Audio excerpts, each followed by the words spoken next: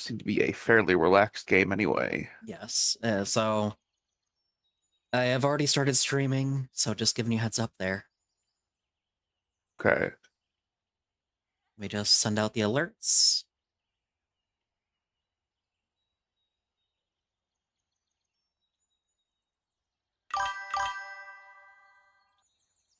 Uh, but yes, it'll just be me kind of fiddling while I send alerts, so.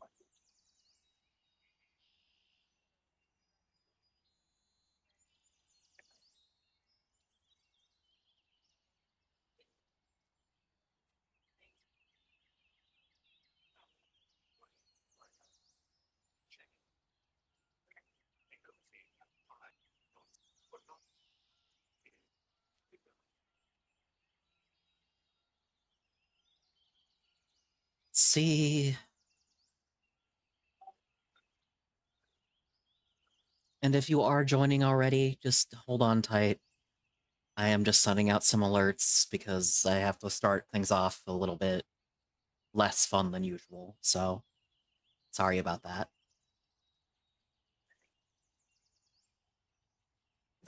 This is the Japanese garden DLC you were talking about. Yes.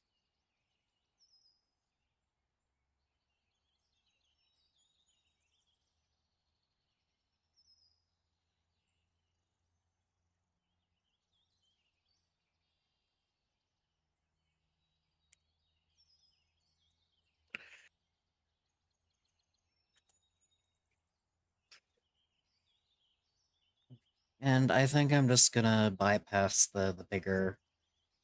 No, I should. I should self promo still. I don't want to because mood, but I should.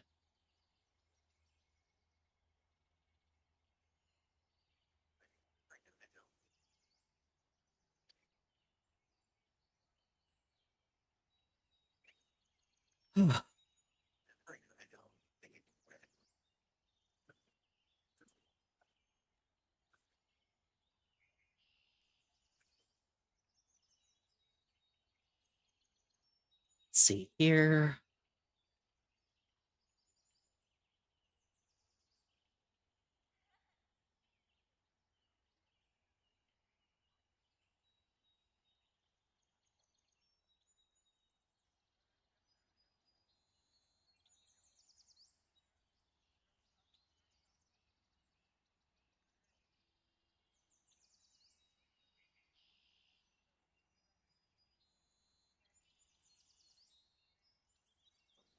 And one more, I believe. Okay, sorry about the wait, everyone. I admittedly I still probably should have been on the intro. I'm sorry. But for those who don't know, I'm having a little bit of a rough patch right now. Um, I don't want to go into too many details because I did promise to keep it private, and there's some people who I know in real life, like real life, who follow me here. But someone who is very close to me is not doing good. Um, like very not good. In a not they probably aren't going to last a whole lot longer. And I need some time to process that. I am going to stream today, but I know Guild Wars 2 isn't one of my more popular streams, and I would like to be available to take any calls that I need to tomorrow. So I'm going to be calling off tomorrow's stream. I hope you understand, and I'm sorry about this, and I'll make a more broad announcement later, but I think it will be best for me if I have the time to process this. If you're in the Discord, you know a few more details and why this is kind of hitting me. Mike, for example, knows, he understands, and he's being very supportive. But I wanted to at least do today if I'm going to be taking tomorrow off. because I think that's part of having a good work ethic when it comes to streaming. But sorry for the little bit of the heaviness there. If you are new, welcome. If you aren't new, good to have you back. But yes, if you're lurking, if you're going to be yapping, I appreciate you either way. I just had to make sure that we were clear. And if people start popping in, I'll probably repeat that. But in the meantime, we're just gonna try and distract me with some fun. Are you ready, Mike? Yes. So the Japanese Garden DLC certainly is something. As you can see, like, I'm not gonna pretend this is like a I missed that apparently. I'm not gonna pretend this is a high budget game, but like they clearly cared to a degree, you know? Yeah. And I appreciate that. But now we gotta put things in the shredder. Now we have planks for some unknown reason.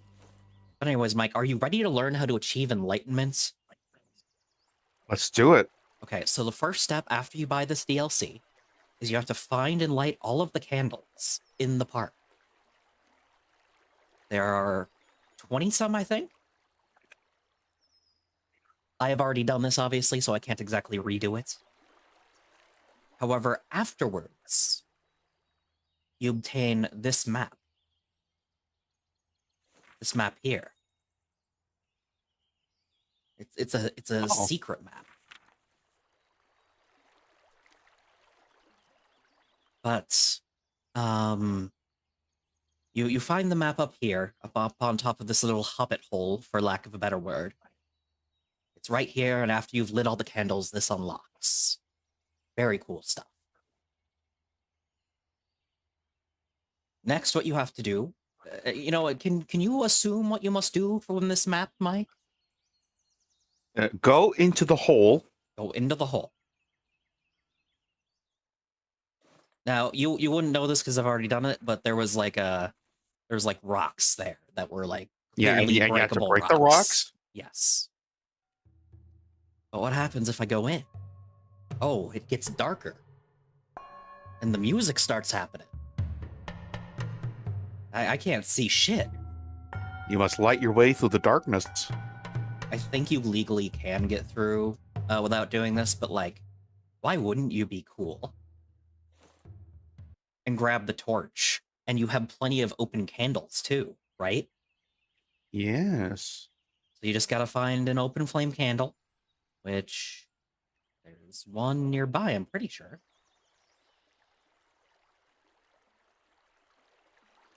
Does this one work? This one works.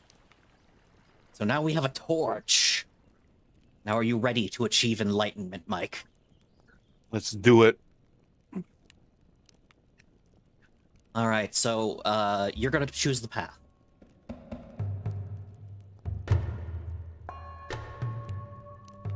Which way, Michael? Which way? There's only one way right now, but there will be a branch. Ah, yes, here we go. Right, middle, or left?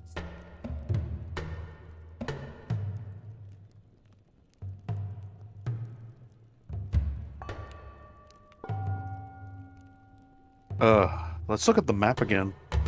Okay. No help whatsoever.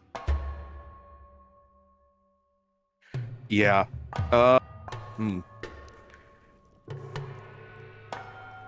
Which way, Mike? Which way? Let's always go left. Always go left. Let's see if your wisdom is true.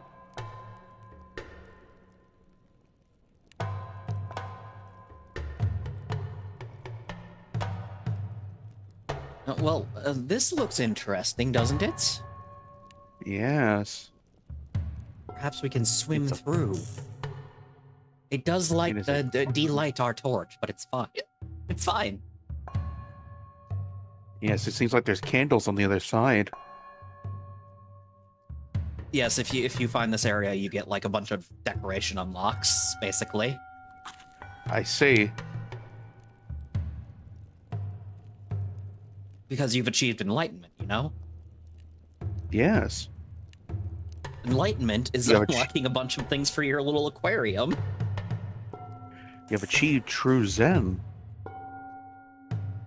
And as you know, true Zen is more aquarium decorations. Obviously. But yeah, like, I could see this being a game you would like, just kind of chilling and, like, getting all the unlocks in, and just to make your overcrowded aquarium, which is legally fine. Yeah, I could see myself enjoying this. Like, eh, I went the wrong way. Oops. But anyways, it's, it's just one of those games where I don't mind just using it as a relaxation game, even though it's also fun to stream because you get to just see the wild and wacky stuff, you know?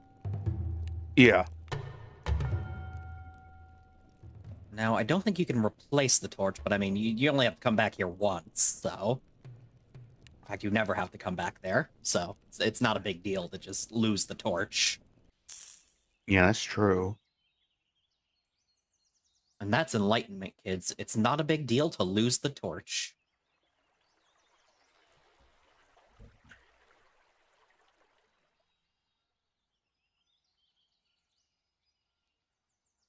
We could just drop it.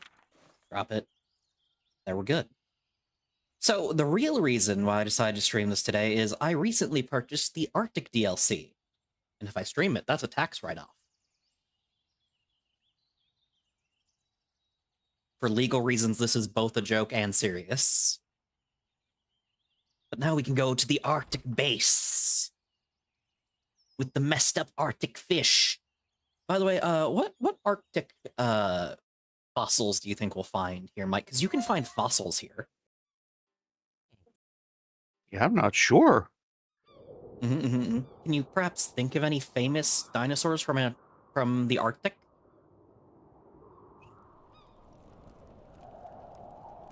Not off the top of my head. Well, what do you think of the rough-head grenadier? Oh, Messed up Arctic fish, right? yeah. Also, there's a heat system, which isn't irrelevant, but it mostly just slows you down if you run out of it. Makes sense. Because, like, they get it. They didn't have a health system before. They're not going to kill you for no reason, you know? Yeah. Let's see. And here's the defroster where you can put fish to defrost. Excellent stuff. And, always important, always important. In this other room that you have to hike to, there's a coffee machine. What does coffee do, You you might always gotta have ask? it warms you up. Yes. Exactly. So you can have a little bit of extra coffee just to warm you up later. And you get a snowmobile. Okay, and also you can upgrade your snowmobile to have stuff. My snowmobile has heated seats so I don't get cold. Now, what do we do here, Mike? We gotta drive around, you see. You see the little radar? The radar? When it starts beeping, that means that there's something nearby that we must investigate.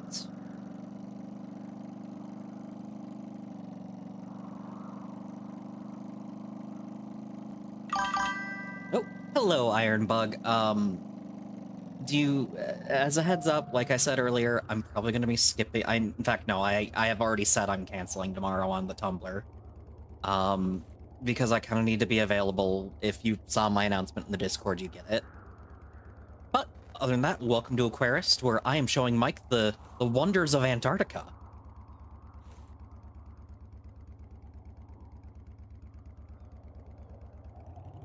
Because now, what we can do is we drive... Actually, wait, we don't even have to drive back. You can press M, then B. Then hold B. And you just get off. Easy. Easy. Oh, right. Then you have to take the ice fish off of the thing. Now we have two choices, Mike. Do you want to use the heat ray or the defroster? Let's use the defroster. I don't wanna obliterate those fish. Well, no, the heat ray will not kill them. It's just it takes longer, and you got to do it manually. Yeah, let's do the defroster. Okay, okay. So first, you put them in the defroster. I take a good old sip of coffee. I check it on these other fish. By the way, oh, also Ironbug, it's good to hear that you've been working on a new pet deck. Sorry if I'm not always paying attention. Yeah. But anyways, let's see. These fish are doing good. These fish are doing good. Very good. I should grab the fish net, because without the fish net, the fish will not be sexy. I mean, I can't move them into the fish tank. That's how that works, right? I think so. And as you can see, little there is a more timer, so we know exactly how long it is until our fish are done being microwaved in the employee lounge. Listen, Ironbug, isn't that how that works? Fishnet makes everything sexier, right?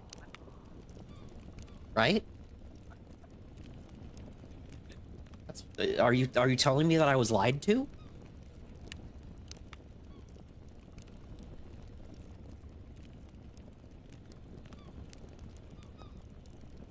Woo! And also, I just like to kind of do this while I wait, because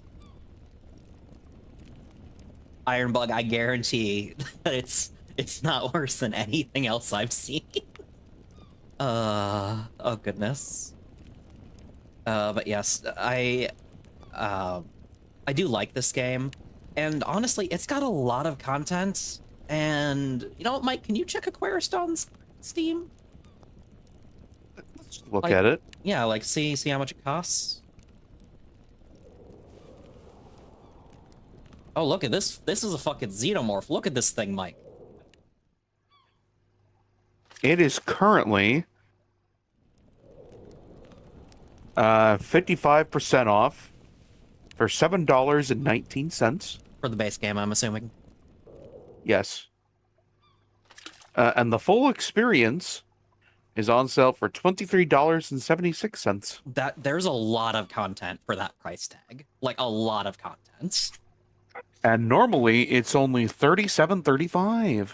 I would genuinely recommend, if you want a good sim with a lot of content and you like fish, this is a good game for the price tag. Yeah, what do you think of Sloan's Viperfish, Mike? Where is it? Where is it? You know, here, let me it's this guy.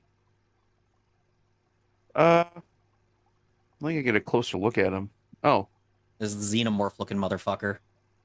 Oh yeah, that's a neat little guy. See, I think Mike specifically would like the messed up fish in the Arctic DLC, because like, look at all these guys. These are all little weirdos. They are little critters, yeah. Also, what if I told you can solve the mystery of the pyramids to unlock the anglerfish? What? Yeah, that's actual content in this game.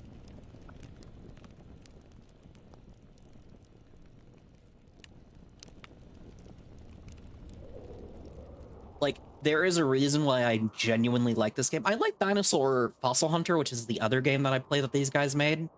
But there's a lot of variety of content here. Like, let's go to the museum so I can show you. It's 16 level 5s and 19 level 6s. That's ridiculous. So, I went to the dinosaur graveyard and I found all these. In fact, I think you saw me in the dinosaur graveyard pre-Monday game. Yeah. What? I believe I did. And you saw me unlocking the pyramid puzzle. Yes. Doing that and completing quests unlocks the anglerfish and the pyramid-shaped aquarium. I see. That said, you also find fossils in the Arctic, which do get sent here. Now, I did ask Mike, and I would love to ask everyone else, what kind of dinosaur do you think you find in the Arctic Circle? Because these guys are all complete, except for the whale. We've got Tylosaurus. We've got Archelon. We've got some kind of plesiosaur. We got Megalodon. And we got a blue whale. So what dinosaur do you think you would find in the Arctic Circle?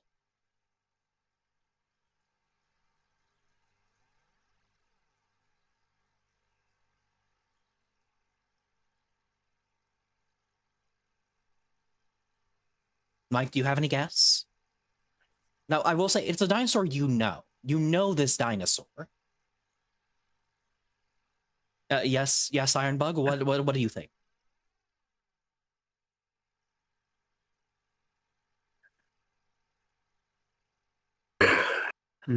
Thinking.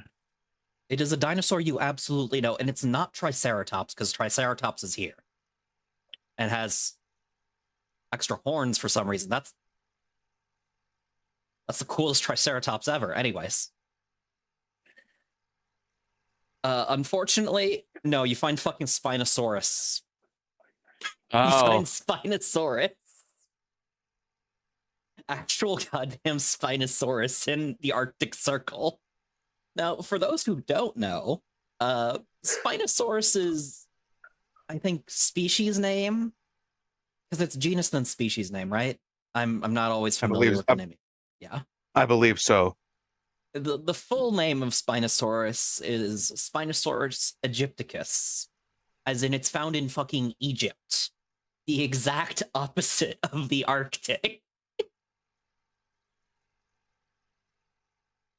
See.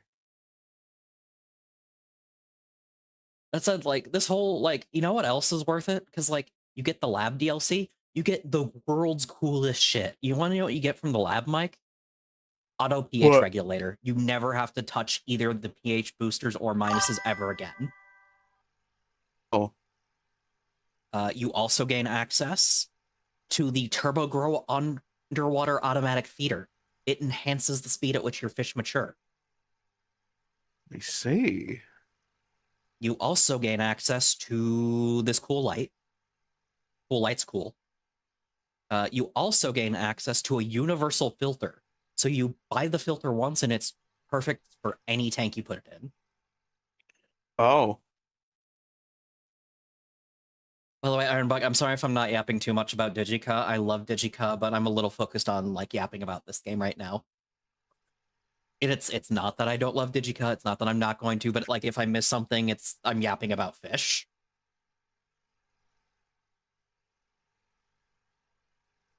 I am petting you on the head though, because I appreciate you sharing this with me because you are my friend.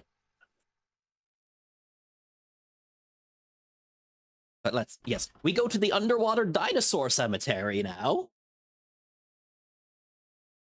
which is where I found the underwater dinosaur bones.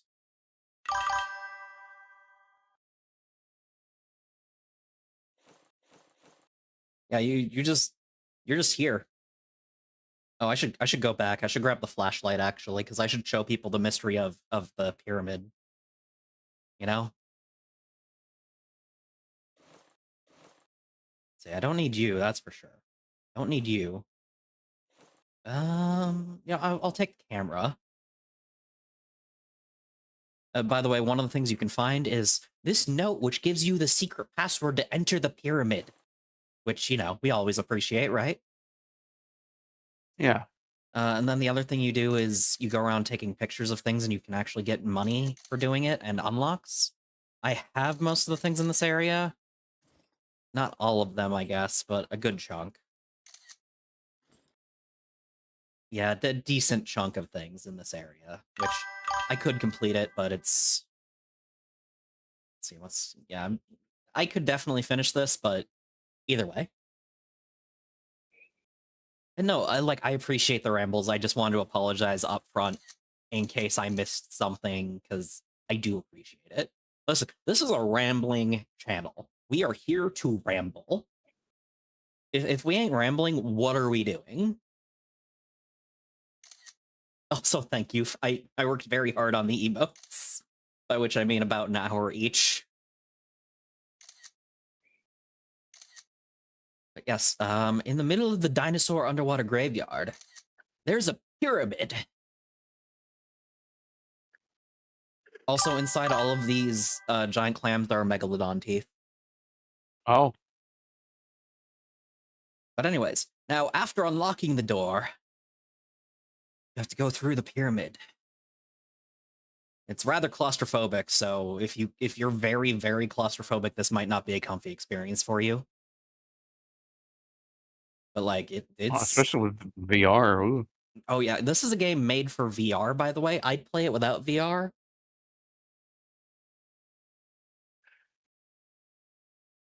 But like, yeah, I can imagine this is extra bad on VR.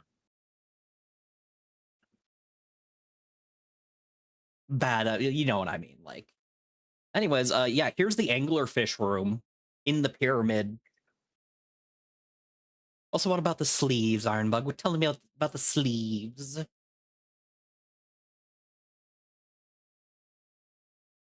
Like, what do you think of the anglerfish? It's a neat little critter. Very scrimbly. Yeah. That one clipped into the floor. But anyways, yes. This game is fucking insane, and this all started with your dad giving you some goldfish when you were a kid. Imagine. As voiced by Mike. Yeah.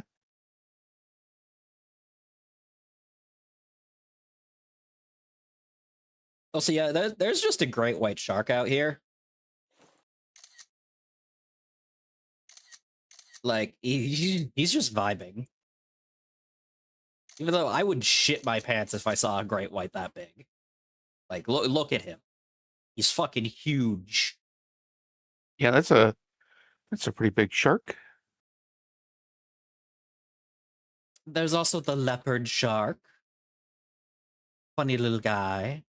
A seahorse, a clownfish. Oh, I didn't have you yet. Yeah, every picture you take or every fossil you find, $50. You get money for doing this. Also, trash. You get $20 for trash.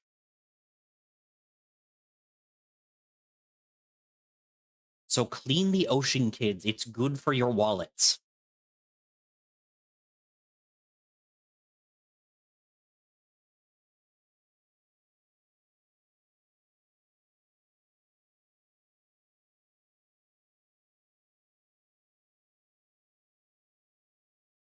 Keep the ocean safe. Because listen, those sea turtles are kinky and they will choke on like the plastic you put in the water. Perverted sea turtles save their lives.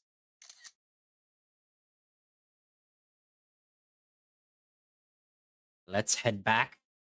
Now it's time to show off some other things, I suppose. So that's most of the big stuff.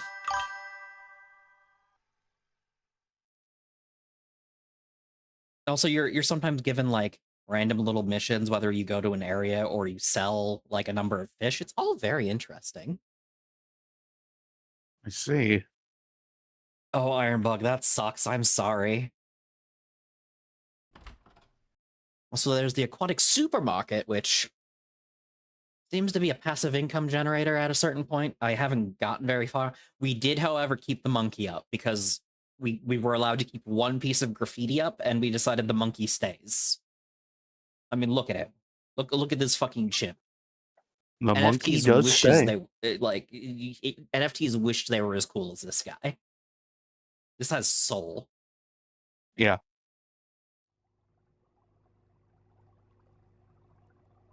Oh, also, I should probably check the feeder on this. Go. Yeah, I haven't actually done a whole lot here. Let's keep doing this for a little bit. Hmm. Well, that's not good. That's not good at all.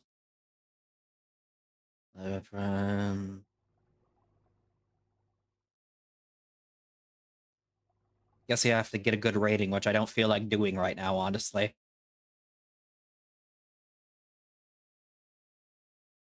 Save? Oh, what? Ah, camera mode. Yes, that would make sense. Camera mode. I don't need camera mode. This will be something I'll do once I have more money. But there's also the oceanarium, which means that you run the aquarium at the local zoo. I decided one of these fish tanks is going to be aggressively gay. This is where you put your clams. This is where you put your shark. This is where you put other shit. Let's see. Let's check the basement shop as well. That's a good idea. By the way, Mike, do you like gambling? Say no more. Okay, good. Hold up. Let me refill my stock.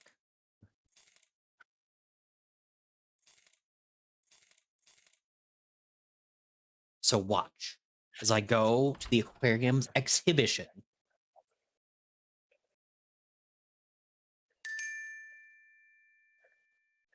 You see this coin? Yes. Like, you get one of these wooden coins every single day. Every day, Mike. You put it into this red machine. And it plays a funny little jingle. And then you either get money or a new decoration. A new decoration. Because after you have gotten a decoration from the gotcha machine, it is unlocked forever. Cool. Also, there's a secret puzzle that I didn't show you. Like, you get shit for doing this. There's a shocking amount of things to do in this game. There really is. That said, the Arctic calls. Oh, although I haven't shown you the lab yet. The lab is cool. All right, let's see. Let's laboratory. So, the major thing with the lab is not only do you have general research, which gives you a bunch of upgrades for everything else you're doing, which I think is neat. Aquarium tech trees. Aquarium, but also you can make fucked up chimera fusion fish. Oh. Such as the pine gupple out of a guppy and a pineapple fish.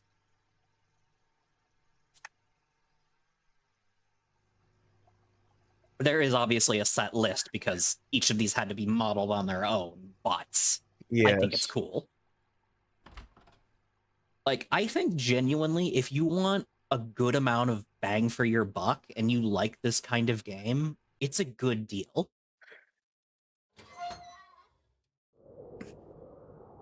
But now we must go to the Arctic. Specifically, I think I'm going to finish upgrading all my shits, because that sounds good. So let's see. How are you guys doing? Not enough of you to unlock more, but you're doing good. I'm proud of you all.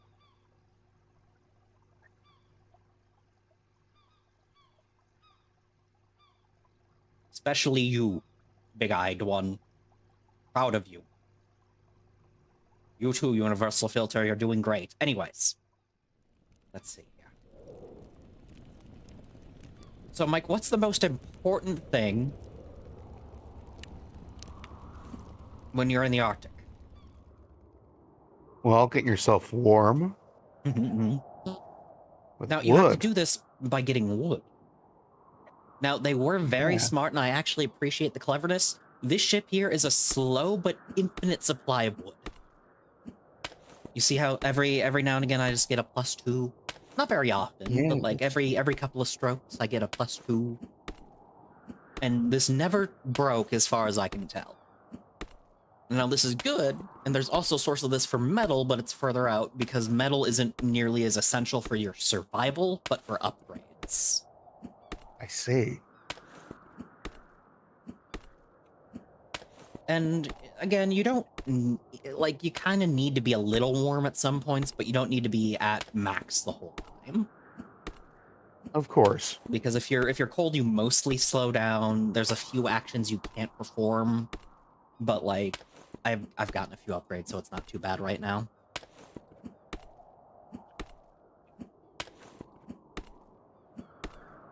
But this is, you could just kind of sit here. You see, I've gotten like 20 some. That's enough for me to Yeah. kind of go back. I can go, okay, well, let's go. And then I go back in here, toss this in the furnace to warm up. You get it.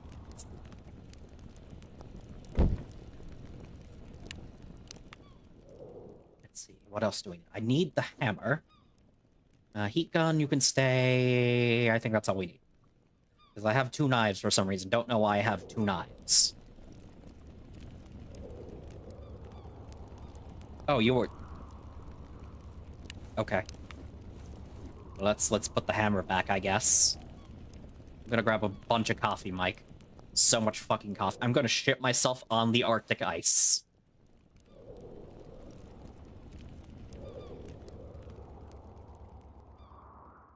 And nobody can stop. Nobody.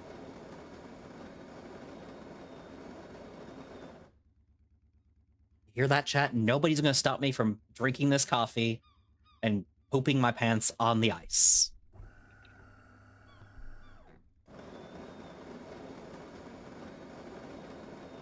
I think I'll go for 2 mugs, though. Just 2 mugs, you know? So I could carry 3. That's a fair amount of coffee. You know what? No, I'm going all in. I want maximum uptime for my Arctic adventure. Also, welcome back, Ironbug. Congrats on the food. Ugh. Also, I don't know what this is here for. It's just kind of here for decoration, I guess.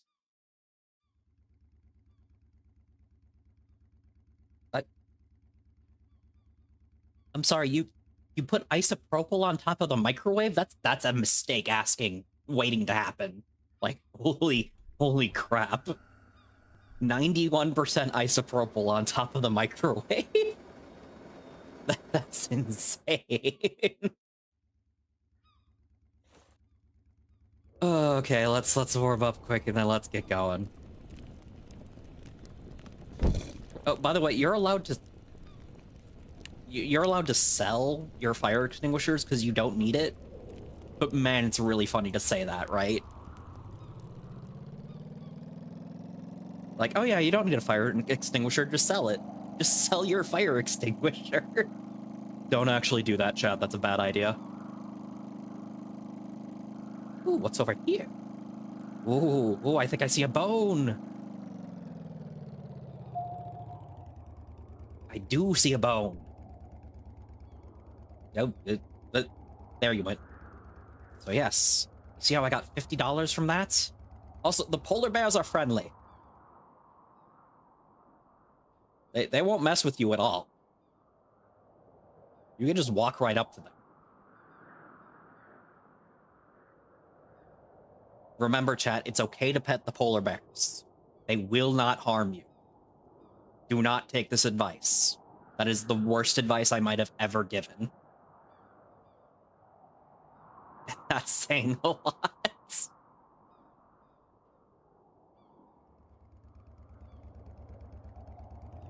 All right. Let's go this way. Also, you can look directly into the sun with no adverse effects.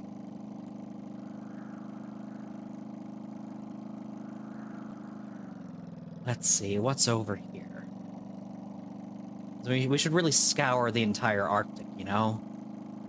Get as much as we can out of this. Yes. Ooh. Oh, was that you? I heard a little beep. I think so. Okay. I have to be keeping an eye on the radar, you know, Mike. Oh, who sneezed? Was that Mike? Yeah. By the way, there's just a walrus out here. Just let him vibe. It's fine. He ain't hurting nobody.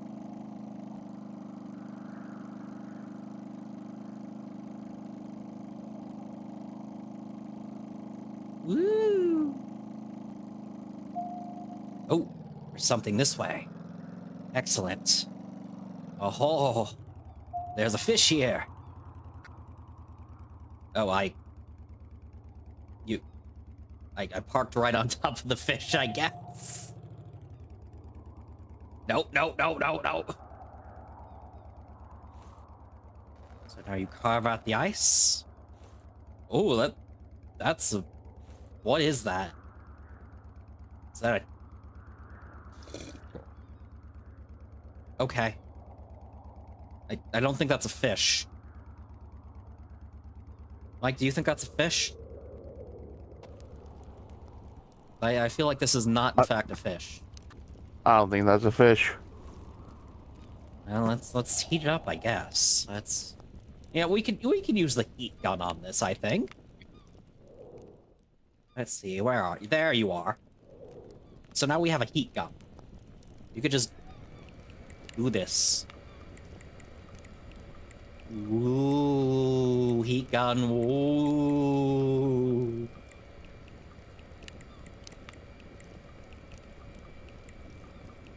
Yeah, I don't think this is a fish.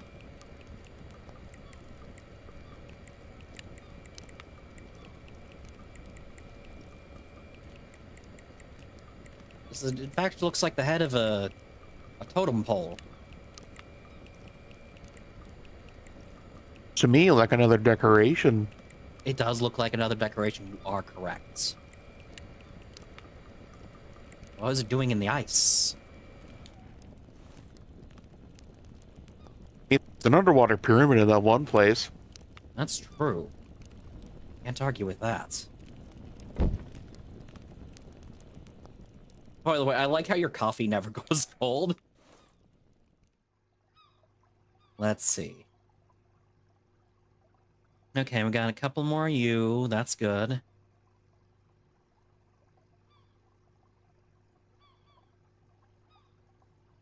Because I think you need 5 or 6 of everything to unlock them as a species. Let's see. Yeah, you need 5 of you, 6 of you, 5 of you. So like 5 or 6 seems to be standard for a normal-sized fish.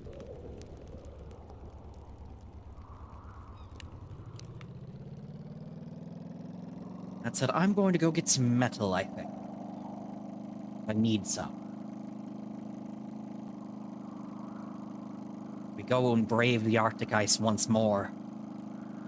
For some reason. By the way, there's an igloo building minigame in this. Ooh, wait, hold on. There's something red over there. Go that way. A fossil. And a penguin. Wait a minute. Mike, what's a penguin doing here? I mean, isn't the Antarctic the South Pole? No, this is the Arctic. There's polar bears. Oh. I don't know. Remember the polar bears that don't bite you? Yeah. The lodge a serious complaint.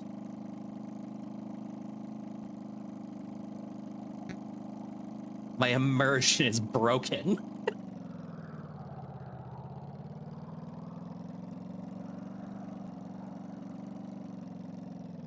This is, of course, a joke, chat. This game cost me like $30. Ooh, there's another fossil. Another fossil. Excellent, excellent. I love getting rich from finding cool things.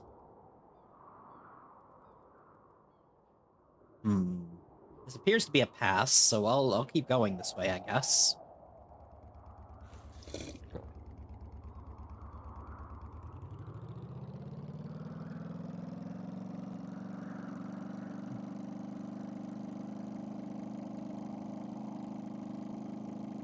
Okay, let's see. Surely nothing bad could happen going this way. Oh, hey, there's a thing. Where am I? Oh, I'm here. Okay. Okay, let's see what we can find here. God, if you like gacha games, this must be really fun. Oh, look at these guys. Look at these guys, Mike. Oh man, they're weirdos. Oh, yeah. I wonder if we could stack more than one.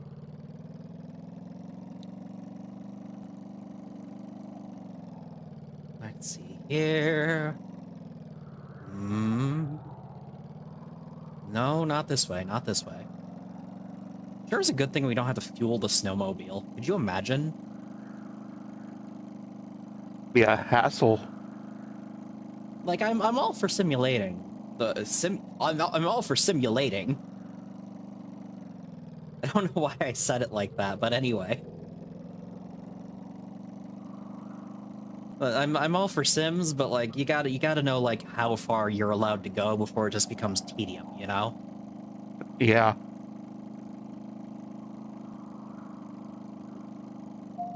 Oh, there's a fossil. Why'd I get off backwards? Let's see here.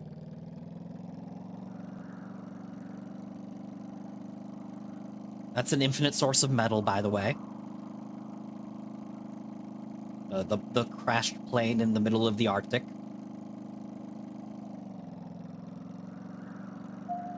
Ooh. Oh man, it's my lucky day today.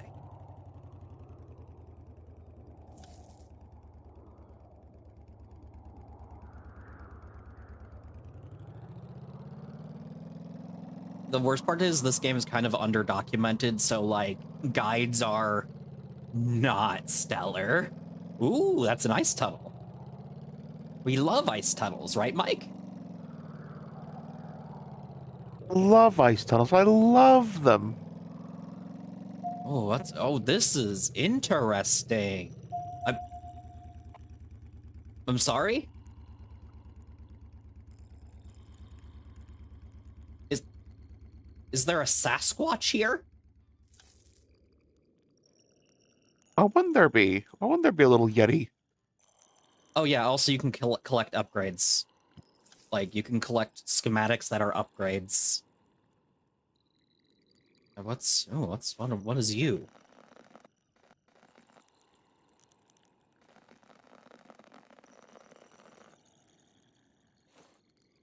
Okay, use more fish. Can I stack you though? That is my question. I can't stack you. But hmm.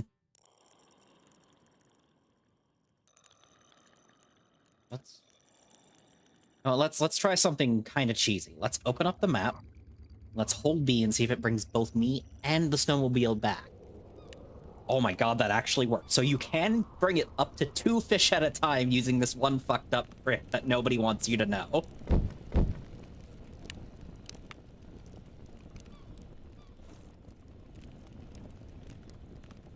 Let's see, are any of you at sellable points?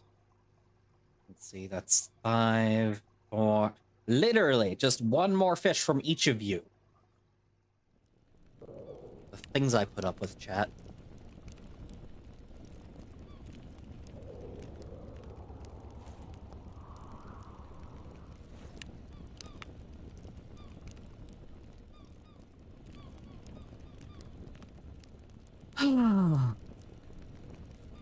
Yeah, I know, this game is fun. I like it. It's a good game if you just need, like, a series of tasks, I guess, for whatever reason, honestly. They're all valid.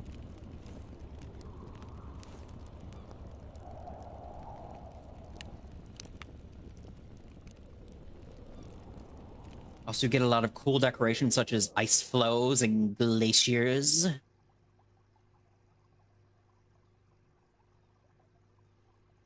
Oh, wait, you're at 6. Excellent. Okay. Come on. Where you at? Where you at? Where you at? Complete. And you also get an aquarium background in addition to a reward for discovering the fish. And now you can sell all the guys you got. So Emerald Rock Cod. Sell these guys. Just, we're good. Don't need to worry about them. Ever again. Unless I want to use them somewhere.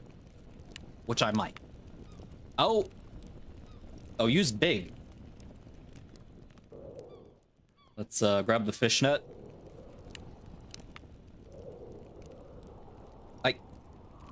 That needs the hanger aquarium? Oh, shit. You gotta warn me about that sort of thing, game. You can't just drop that on me, that I need to do the big aquarium before I can do this specific fish. That's like... yeah, it's not cool.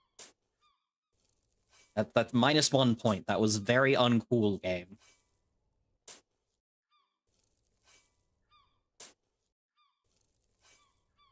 I'm assuming this will need to be fresh salt water, but still, that was uncool.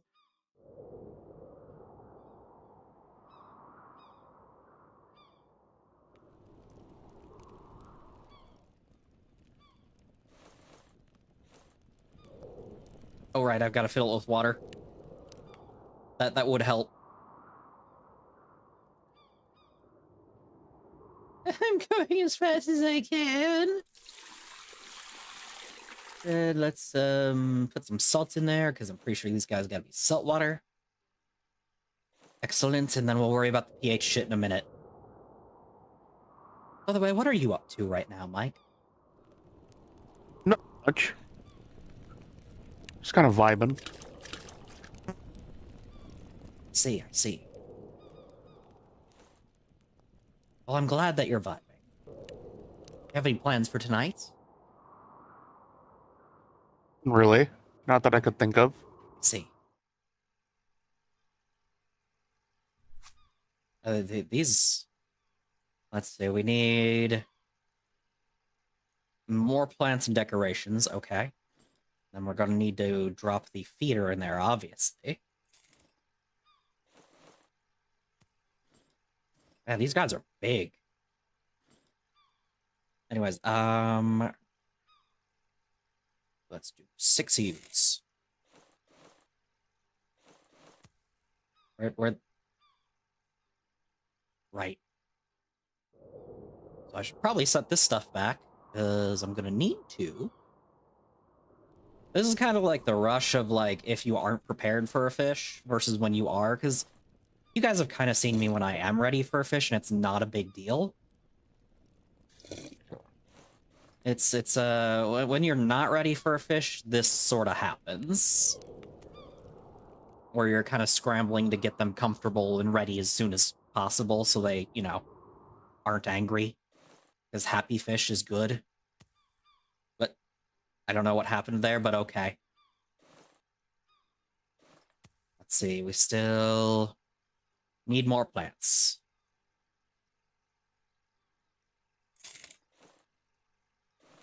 1, 2, 3, 4, 5, 6.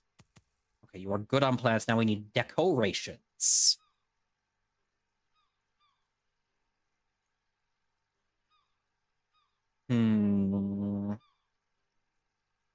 I want a bunch of ice flows. Because it's cool.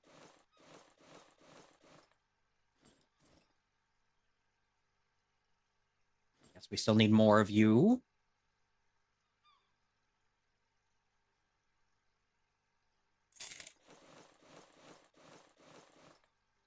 Excellent. They are very happy now. Good, good. Because the temperature is cold.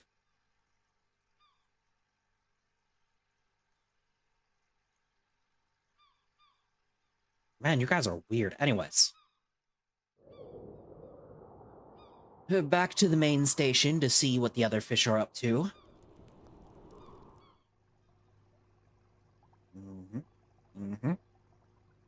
I see. Yeah, they're still working on it.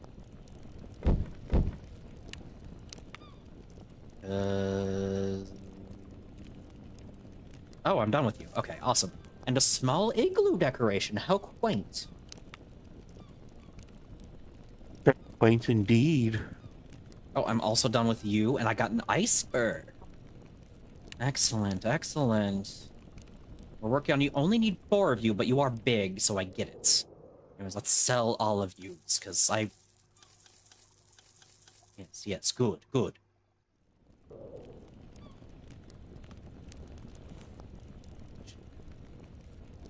I should have put that in the defroster. It's no big deal.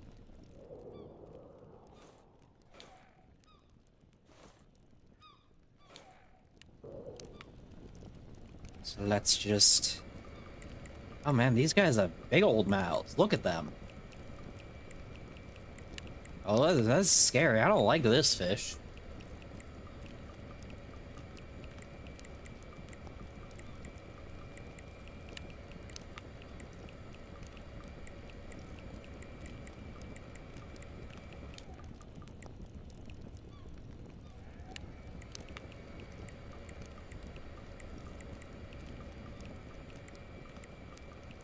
Oh, what do you think of these guys, Mike? Take a closer look at him.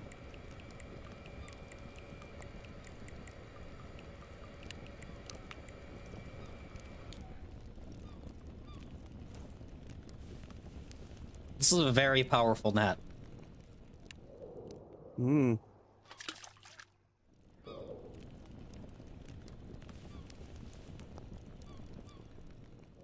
I don't like this one. Let's see. It needs more decorations, apparently. Oh, toss some decorations in.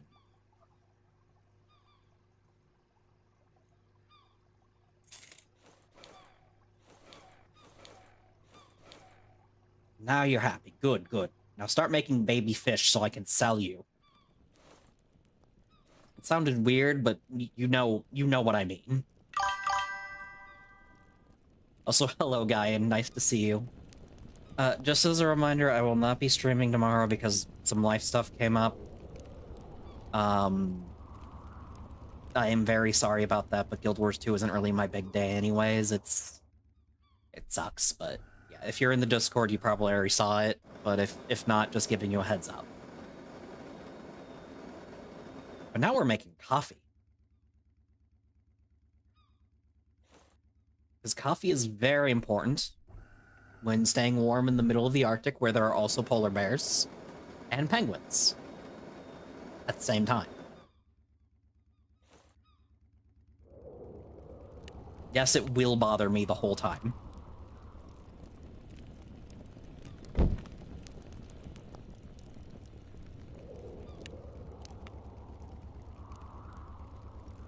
All right, Mike, so we should go find somewhere else, I suppose. Yes. Look for more fish, more places to gather. You can kind of navigate using the map, but it's not the best, I'm not gonna lie. That said, I do think I have to show you the lake. The lake is fascinating, honestly.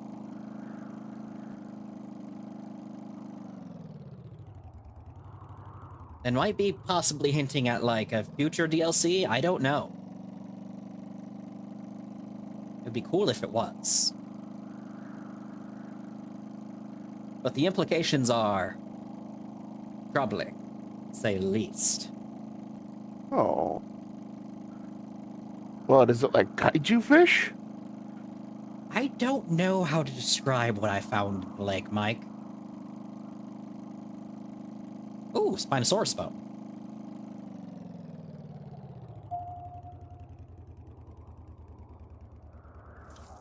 Yes, I still don't know why there's Spinosaurus in the Arctic.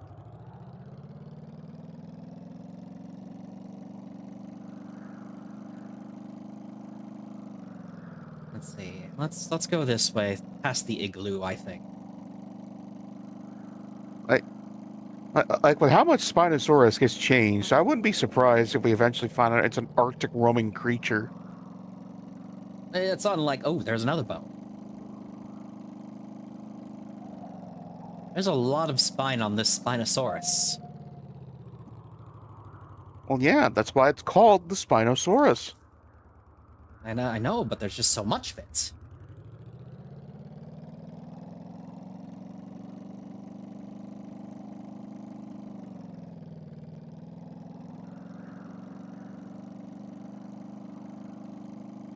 There's my humble igloo. I built it myself.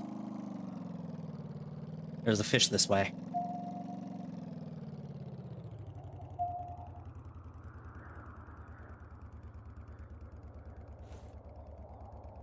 That might just be a totem head. That is a totem head. This is fine. What's over there, though? That looks... like some... oh, okay, that's random supplies. I could use some random supplies, honestly.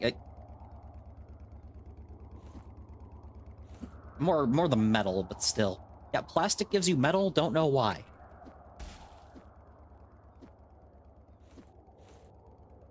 Let's see... metal, metal, metal.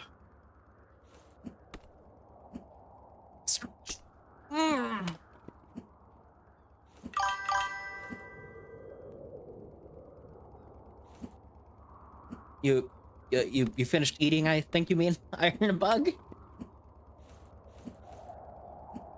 Hi, Polar Bear. You're vibing, I guess.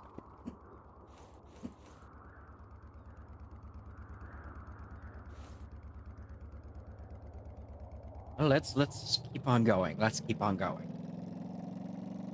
Nothing bad could happen.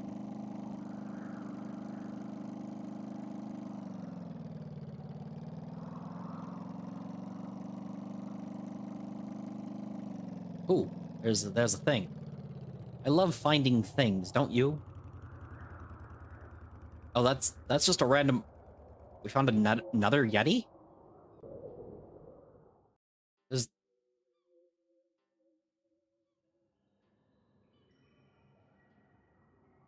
I'm scared, Mike. This is kind of scary, actually.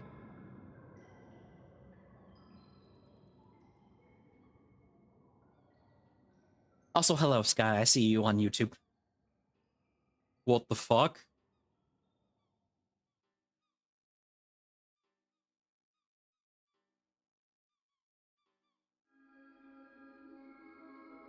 I'm gonna drink some coffee and forget I saw that.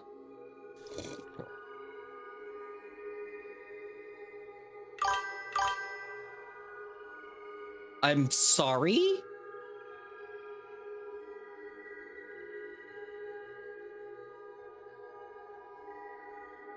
The implications are horrific.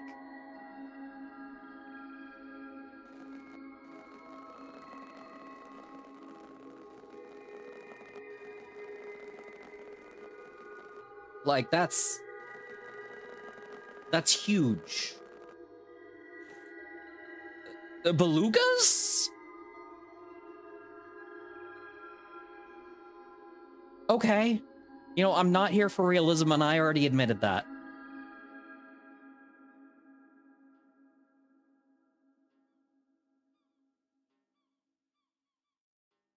But, like... Mike, are you seeing this shit?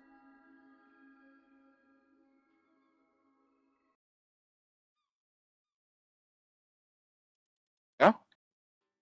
Okay, just making sure. There's I like something that in there. season Fossil Hunter DLC, though. I don't know. This is beyond, like, just big old thing. This is, like, the biggest, oldest thing.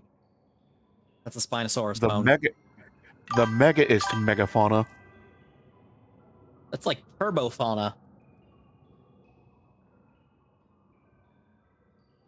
Like, the implications are horrific, right? A bit, yeah. What's this way? Is this just another way out? This might just be another way out. That was, in fact, just another way out.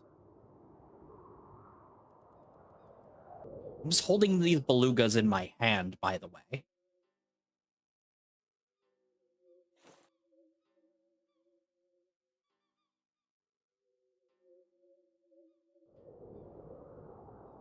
Like, I'm coming back here, but, like, holy shit, that's so messed up. Let's go back to base. Okay, let's defrost these belugas. And think about life.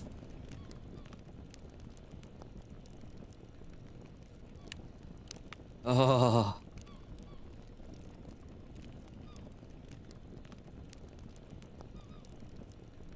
let's upgrade the defroster too. That was something.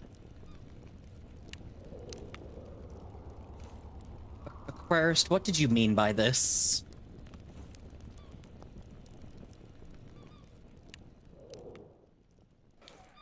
Like, it looked cool, but also the implications are horrific. Yeah.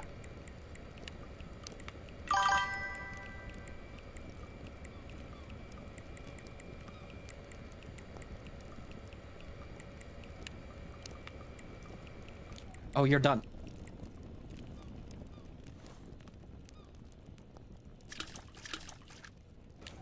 If those beluga are giant when I look at them in Hangar Aquarium, I'm going to scream.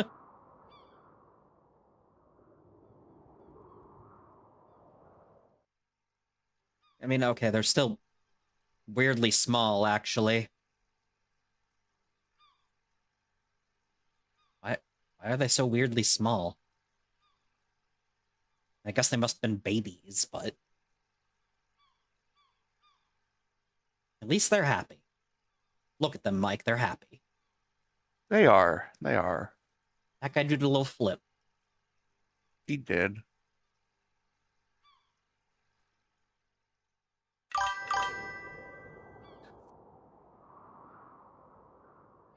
Okay, now to go back to the cave.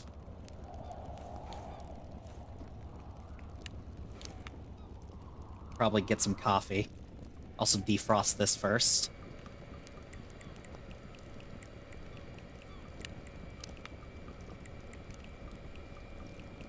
Just, I'm baffled. Like, they didn't have to make it as big as they did, but they did that for me. Because they knew it would mess with me.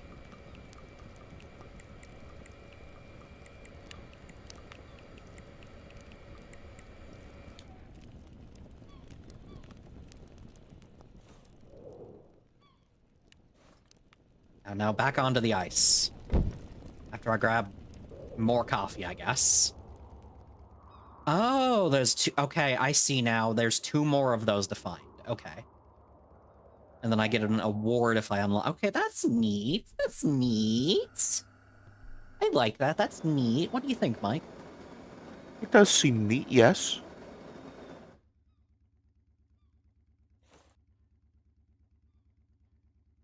Okay, come on, come on, come on. There we go.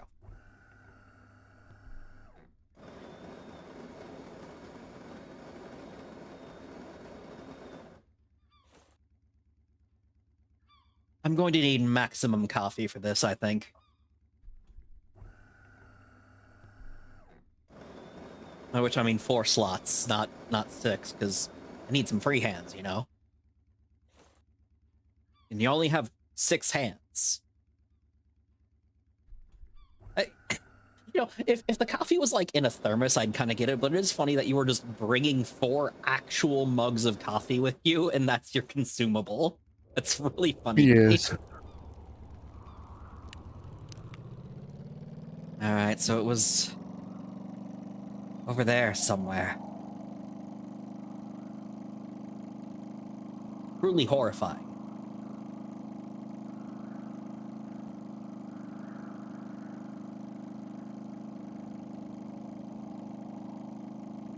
I also might have missed a blueprint, so I guess we had to go back anyway. It feels like the sort of place you'd find a blueprint, you know? Is blueprints in this game? I mean, yeah, to upgrade your stuff.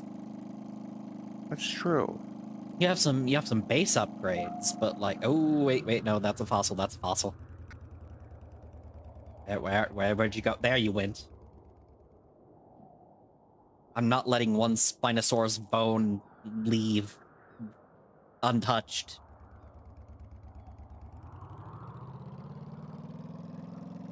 Let's see.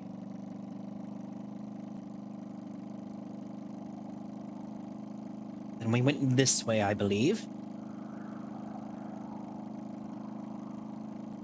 And like, I do like the mix of exploration that they added in later DLCs, because it's something that a lot of people might want in their game, instead of just being a straight sim, you know?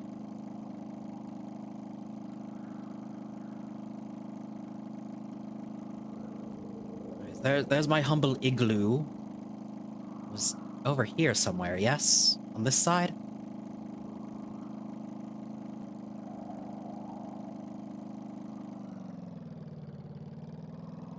Let's see.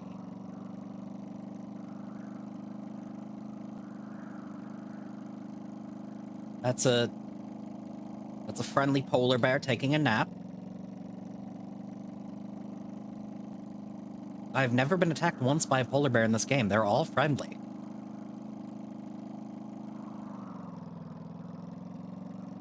Here we go. Here's the entrance to the fuck cave, where Bigfoot apparently lives. I guess the abominable snow. Wait, the abominable snowman is also here.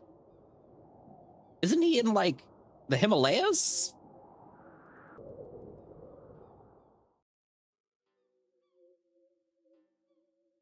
Guys? I mean, normally, you could be taking a vacation. Why would you take a vacation to another frozen hellscape? Change the scenery. But it's a frozen hellscape. But it's different from the Himalayas. I guess. Also, hello, Tyrannus. Okay, well. God, that's just unnerving. I should have brought the knife.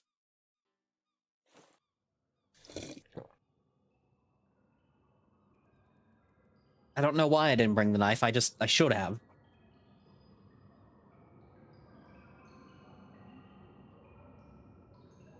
Wait, why didn't I just drive down here?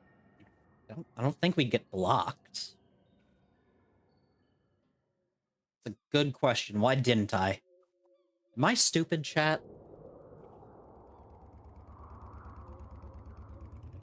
I mean, I know I am, but, like, I need confirmation.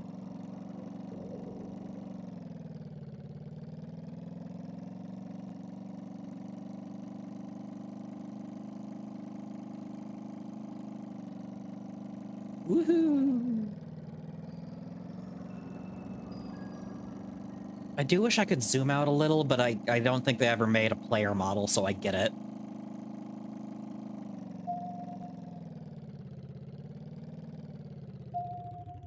God, that's literally just the biggest thing I've ever seen.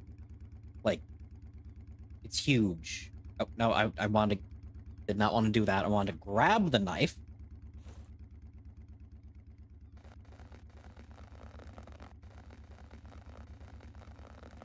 And also, I'm really good at drawing squares, I guess. Yeah, that's another tiki, so we need... Or a totem pole piece, so we need one more, I think.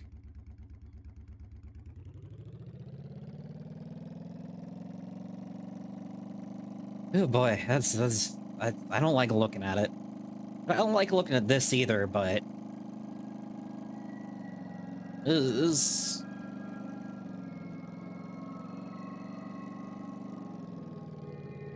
Like, oof. You know? Yeah. By the way, this isn't the thing I wanted to show you. This is new to me.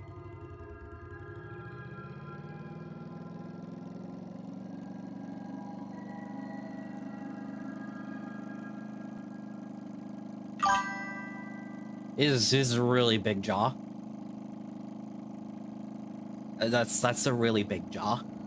Also, as a heads up, for Tyrannus, I don't know if you're in the Discord, but I will not be streaming tomorrow due to personal, real-life reasons that happened, and I hope you understand.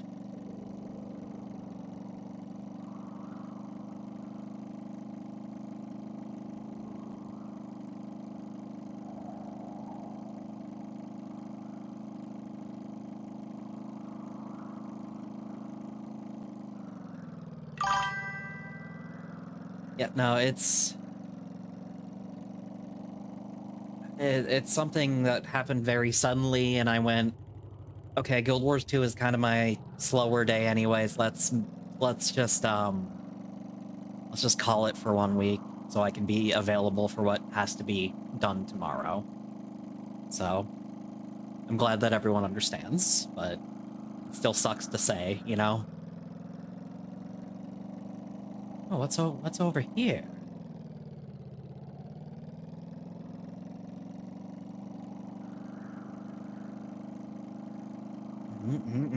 A lot of stuff. Oh, that's a seal. Hold out. The seal got caught in a fishing net, I guess. But what is this?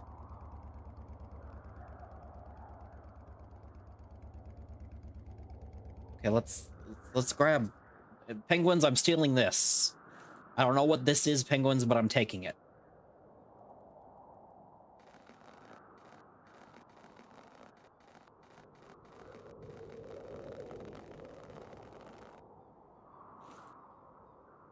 These look like little guys. Okay.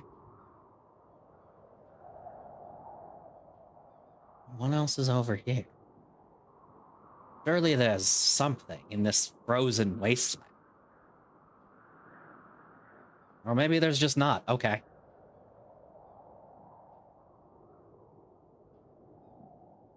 Well, let's head back. Stretching.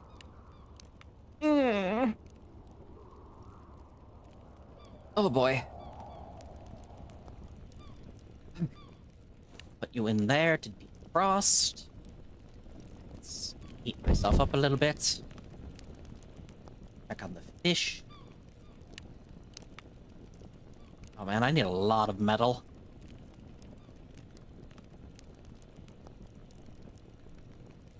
Let's see, none of you already. That's fine. That's fine. It happens. Oh, you're at 4. That's good. That's a start.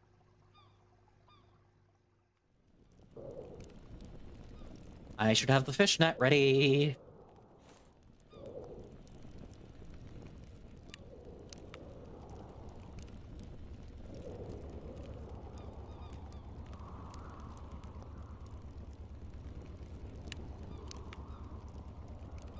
Oh wait, no, that's a safe. Okay. Is there a safe? Oh, it's Mike. It contains fish. Mike, he's very beautiful and very powerful. What kind of fish is he? It's a lumpfish. Yes. I love that fucking video, by the way. These things are huge, though. Yeah. I'm starting to wonder if this game did a lot for the scaling. But yeah, look at them.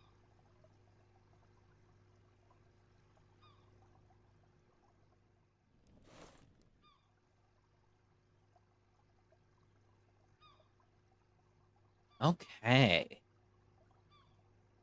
That's crazy. Well, let's check on the other guys too, just to be safe, as long as we're here. As long as we're here.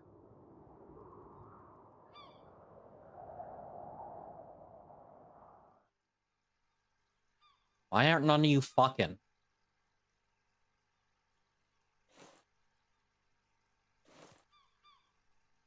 Like, guys, don't slap me with your tail, you ass.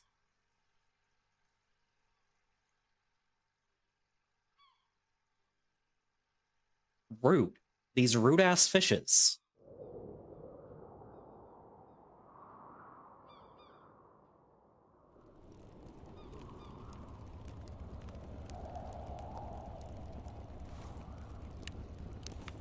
Now let's defrost the safe. What a statement.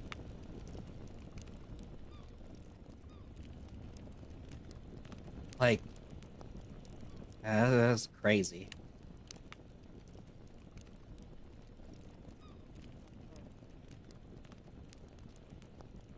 Oh, you need 9 lumpfish. Okay.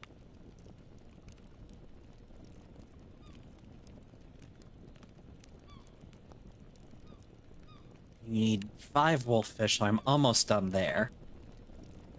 You know, the actual funny part is I'm pretty sure you can keep most of these species in the same tank once you're done. So you could just get an obscenely, like, profitable Arctic tank, you know?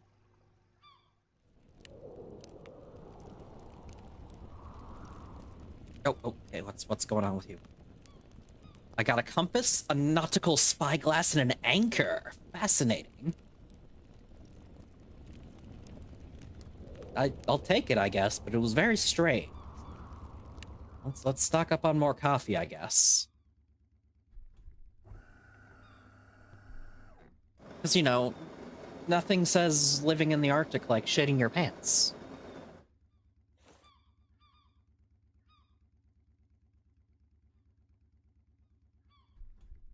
Hmm.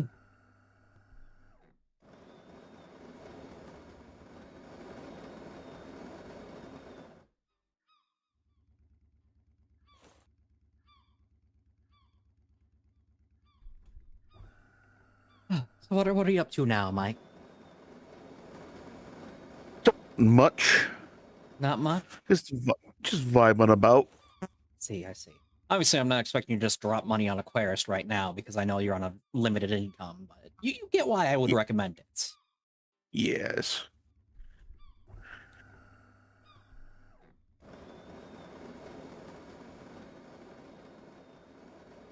But yes, unfortunately, the adventures in Tyria will have to wait another week.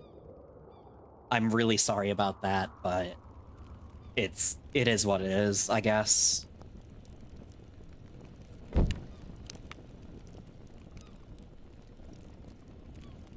Oh, I should probably check the theater before I head out. Oh, you were like halfway done. I don't need 5 of you. Oh, I'm done. I don't want to look at you anymore. There we go. An ice wall. Another ice wall? Okay. Mike, we all love ice wall here, right?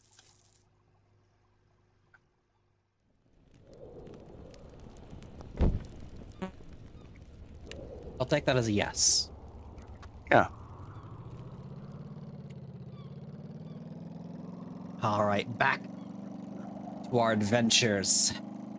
Might need to get that engine upgrade, honestly. This does take a little bit. You could probably harvest some metal. Yeah, I'm gonna need a lot of metal, but it's doable. Doable.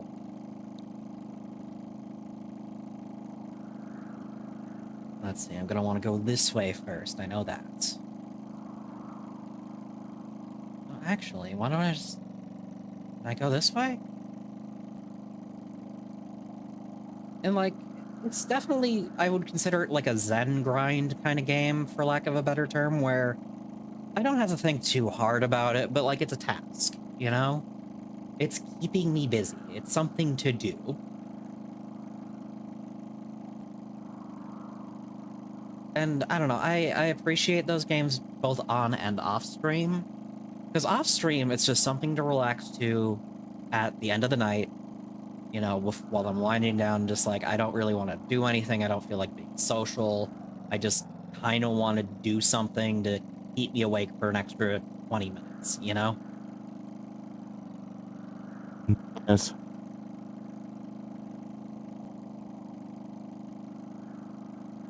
But it's good on stream because it just lets me yap. Yeah. All right, let's grab that hammer. I'll try and get to 60. It's gonna take a little bit, Mike. So buckle in. Oh yeah, that's the stuff. This is the real game right here, Mike. This is real peak gaming. Because yes, this is the infinite metal supply is out here, so.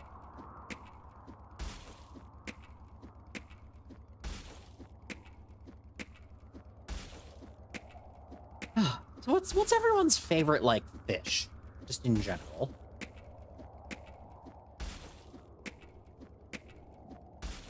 Mike, do you have a favorite fish? Think on it. If you want to exclude sharks, that's fine. Because, I mean, sharks are just cool as hell. I get it.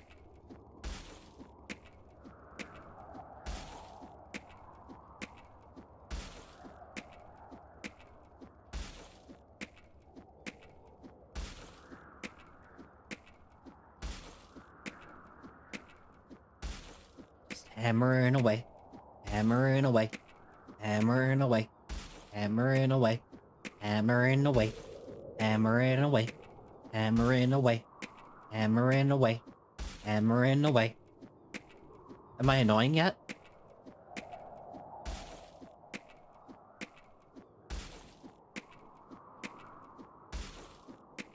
Your silence speaks volumes.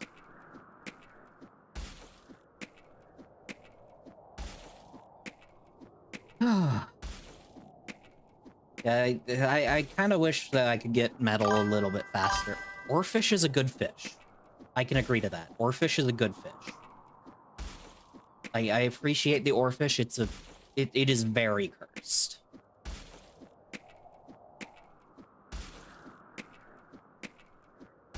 I remember the first time I fished one up in Animal Crossing, I was like, what is that? I was like, oh no, that's a real thing. It was so baffling.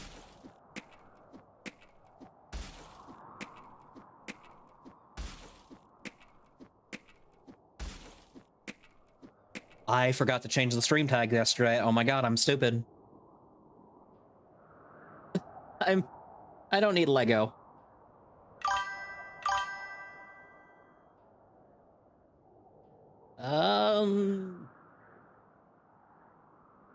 No, fuck. Let's do Hag. There we go. That way I don't have to remember to change it again. Oops. But yeah, I actually didn't know the lore bit there. That's interesting. Mike, did you know the ore lore?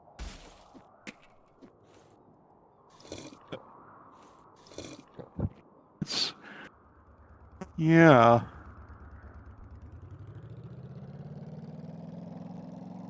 Let's see here. There's gotta be something around here.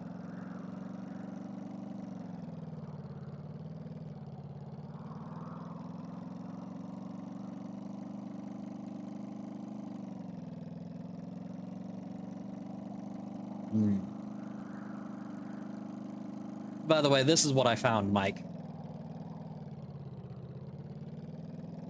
I don't even know what this is.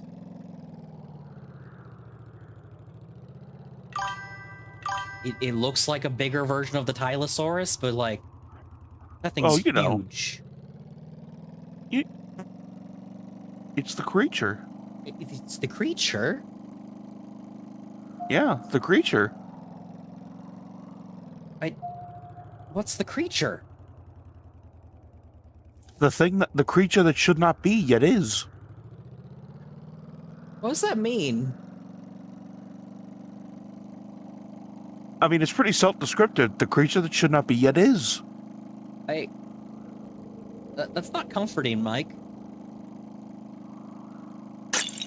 Ooh, that almost killed me.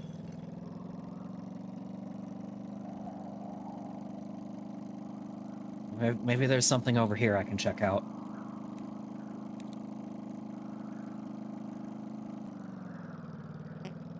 Maybe. Ooh, there's a fish. Hello, church. We are looking for fish today and finding horrors. Horrors, not horrors. Horrors. She found the creature that should not be yet is. Oh, look at these little guys. I like them.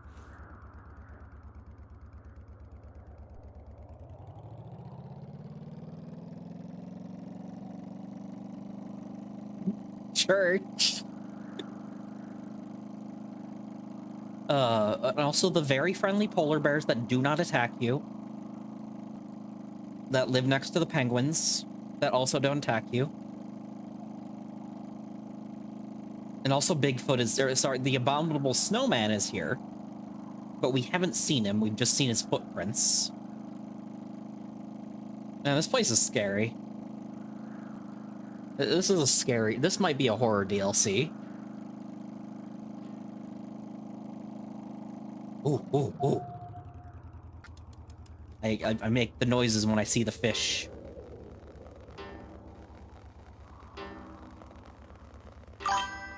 Think of the ice creature like this. What shall be was, and what was shall be. Is this a fucking Dunkleosteus?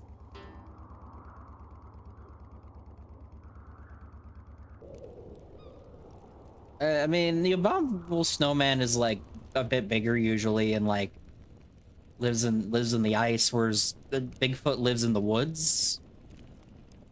That's usually the difference.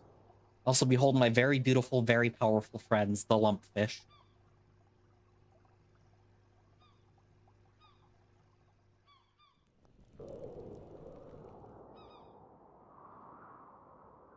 Uncle Dunkle? I don't know if that's actually Dunkleosteus, but I swear to God, if it is, I'm gonna shit myself.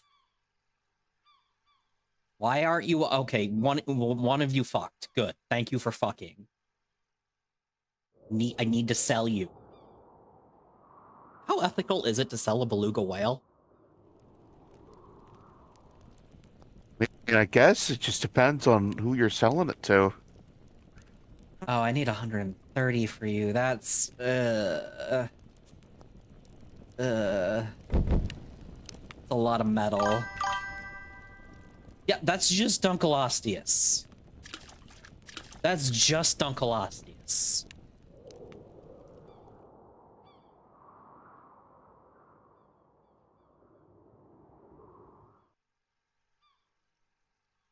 Why do we have Dunkleosteus?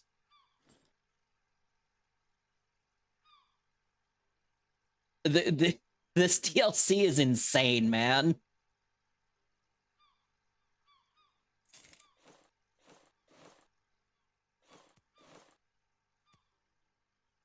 Like, Dunkleosteus. Okay. We'll deal with that. Let's grab the other fish. I guess if you'd find a frozen Dunkleosteus anywhere, it would be in the Arctic, alongside the abominable snowman and the giant mega shark, and the creature that should not exist but does. I'm gonna go fucking insane. Is this like, does this DLC count as psychological horror? I mean, maybe. I guess it depends on your psyche.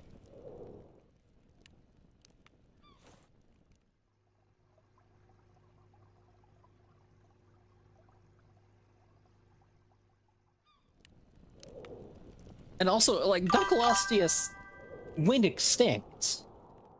Like, during the Devonian, I want to say? Like, we do not have these guys anymore. Oh, look, little baby beluga. Look at him. He's a little guy. He is. He's there. Look at him.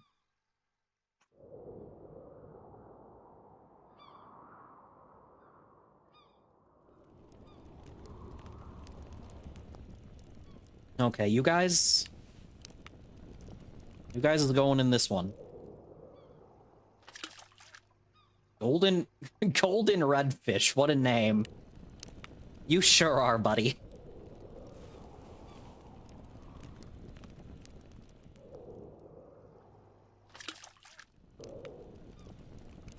You definitely are a golden redfish. Oh, you're probably thinking of the coelacanth, which has actually changed a little bit, but overall its body shape has not changed since the Mesozoic era, time of the dinosaurs, which is Devonian is before that.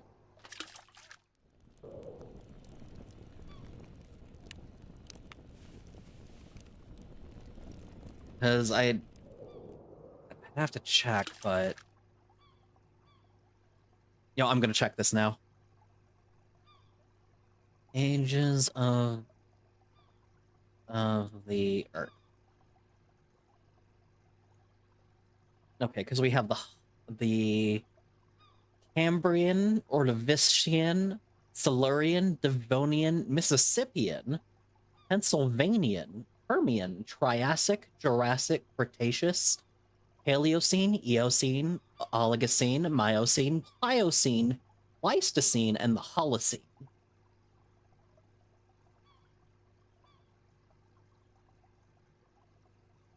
And yes, no, the coelacanth was thought to have gone extinct during the Cretaceous, but yes, yeah. Because we just didn't have anything but dinosaur old fossils. Until we literally fished one that looked nigh identical off of Africa. It's not literally identical, like you can tell some physiological differences. But yeah, I guess I can't say. I don't think coelacanths existed in the Devonian. Give me a second.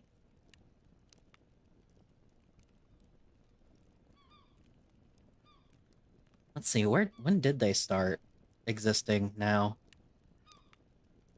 70 million years. Oh my god, just give me the wiki page. There we go.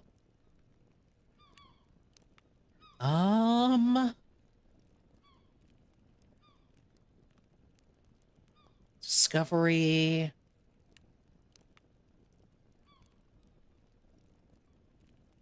Rayfin fish. Money. Okay, it looks like Jurassic is roughly when they started. Okay. Oh, there were some in the Carboniferous, really?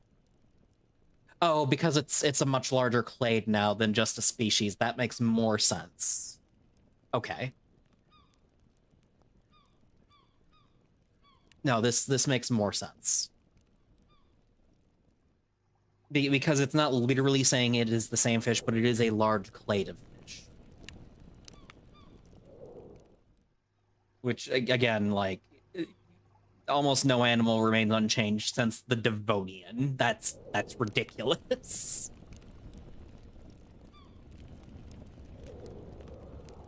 Crocodiles have mostly remained unchanged since the Mesozoic because, like, they've had the same niche to, like, an absurd degree, but there has been a lot of speciation where, like, crocodiliforms or crocodilians are not the same today as they were 65 million years ago, because even the largest saltwater crocodile ain't holding shit up to Sarcosuchus or like Purosaurus or something.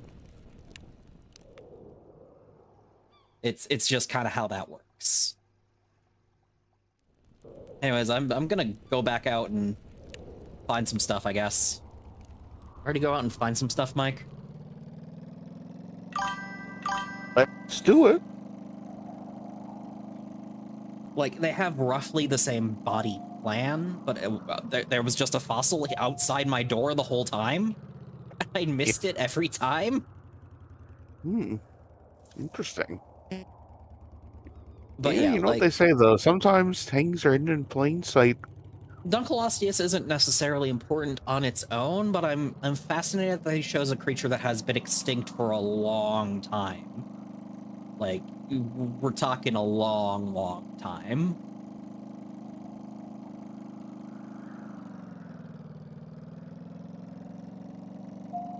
Ooh, there's something over here. Is it underground, perhaps? Yeah, basically. Let's see. Oh, there's a lock. I have to find the padlock code, Mike.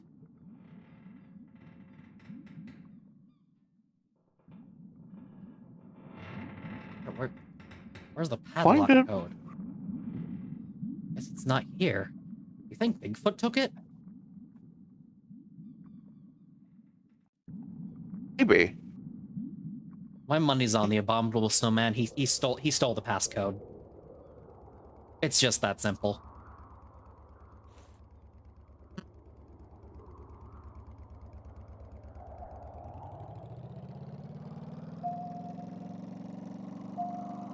Oh, there's a fossil over here in the corner.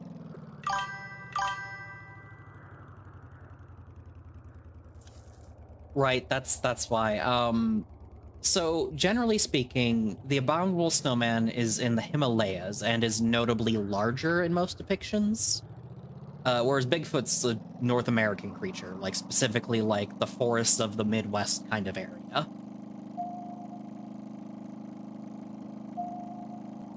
So like it's kind of like the difference, kind of like gorilla versus chimp. I was gonna say like African and Asian elephants honestly, where like you look at both of them and like, yeah, that's an elephant. But like they live in different places and they have different adaptations.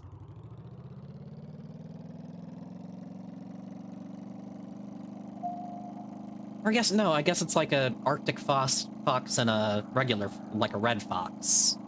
Or like, yeah, they're still foxes in the end, but like one is adapted for the cold and lives where it is cold.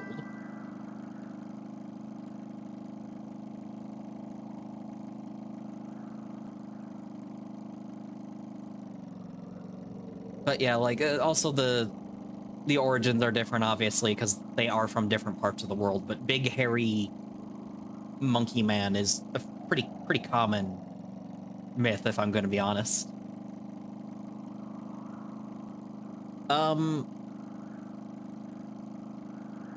Also, you mean Gigantopithecus?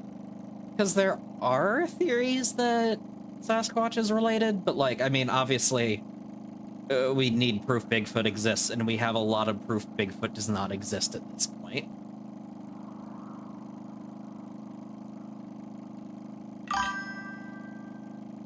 No, it's just, listen, I know a lot about old dead things.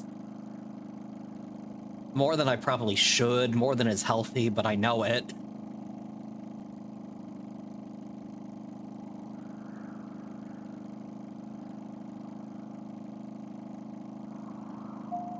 Oh! Let's see, what's over here somewhere, yes? Probably should have just brought the radar, huh? Oh wait, no, it's beneath me?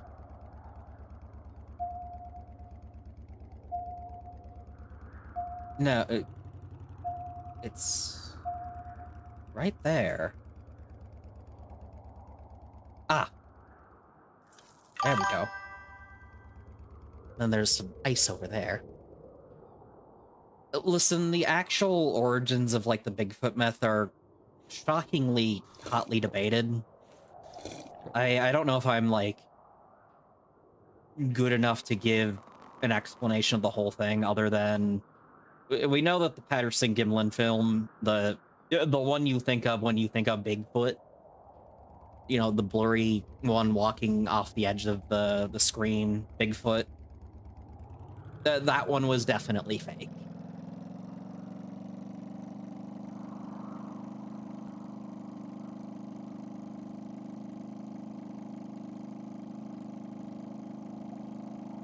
And like, I guess for lack of a word, I'm skeptical that Bigfoot exists, but if we find proof, I'm all ears. Just so far, we have not provided compelling proof.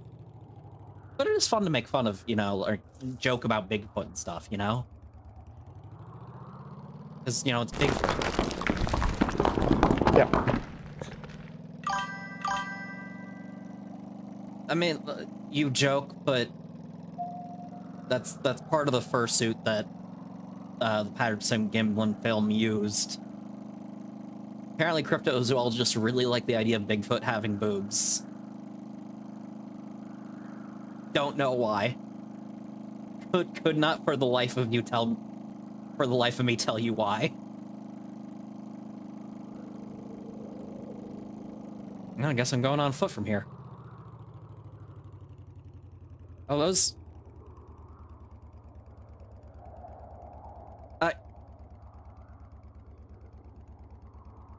Is that fucking Tiktaalik?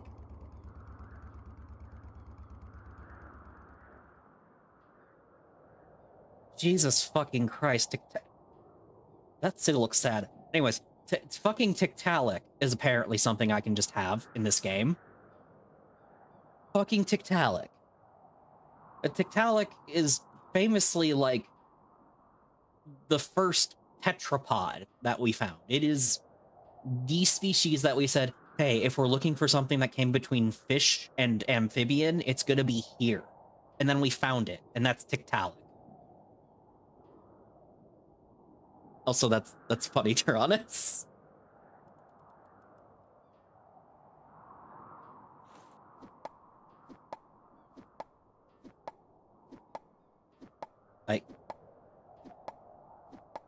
I'm hitting the acorn with a hammer. It's supposed to happen.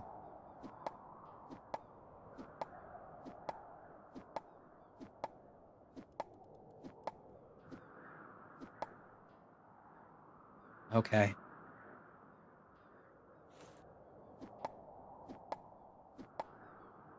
I'll come back for that. You, though. Oh, look at those little guys. There's little guys. Little mans. That's a lot of little guys.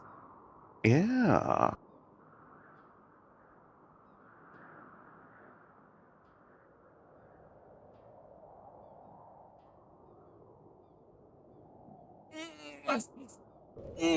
It might be an Ice Age reference, but I don't know for sure. Okay, let's see. Let's put you in the defroster. While I warm up a little bit. Ooh, where are we at? Oh, we got a good amount of lumpfish and a good amount of golden redfish. Let's check the computer. Let's see. Nope, not ready. We need a lot of you. Wow.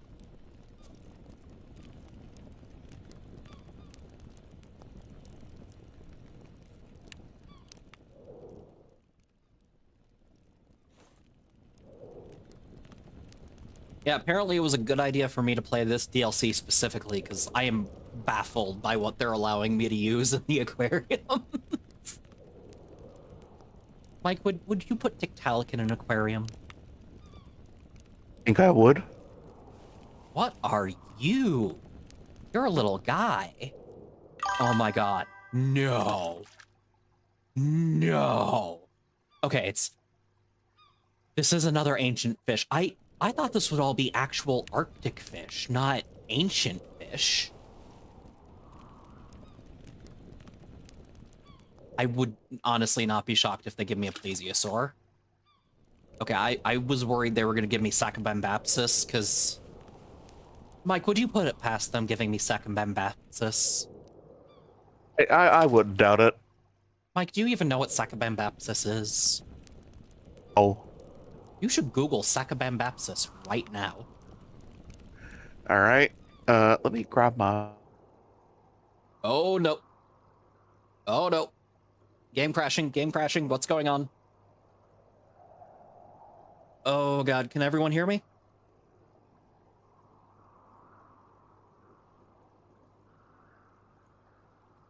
All right, how do I spell it? Okay. Okay, Ruby? okay. Ruby? Can you hear me? Yes. Okay. Okay, it's SACA, and at that point, it'll probably autofill. Not yet. Saka, and then put a B. Try a B. Still going. A. More. M.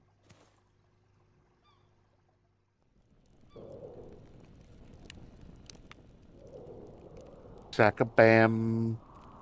Bapsis. Here, give me a sec. Let me just put it in Oh, the that Twitch. fish. Yeah, that. Thank you, Tyrannus. All right. Yeah, I wouldn't put Oh, it past them. pH. Boop. Now everyone should be nice and good. Oh no. Oh no, you're still unhappy. That's not good. You two cannot What? You should be able to coexist. If I just lowered a little bit. And a single point should be fine. That's on the extremes of both. Why didn't the pH auto work? That's weird. Anyways. Weird glitch, but I guess I can see how it happened.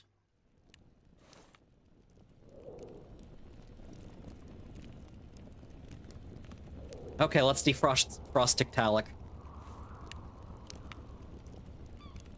God. You know, I should probably wait, because I don't know if I can handle another pH change. Or why don't I fill this guy? Yeah, that's a better idea.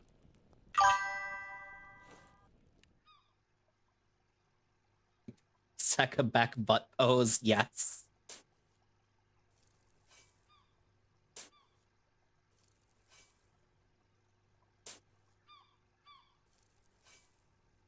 Uh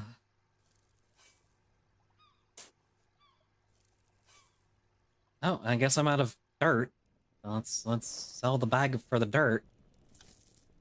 Let's do you. I have to have my hands free, apparently. This is probably gonna be salt water, so I'll just prepare that.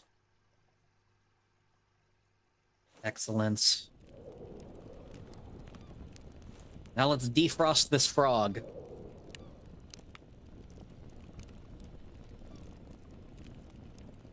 Also, let's save, because I don't trust like that anymore.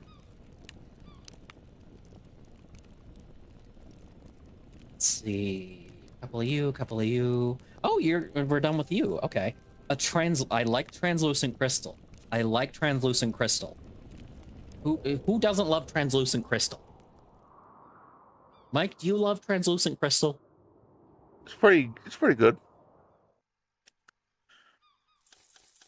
Oh, that's so much money. Oh, you get so much money for doing this. Man, you just vibing, huh? There's not a thought in that guy's head.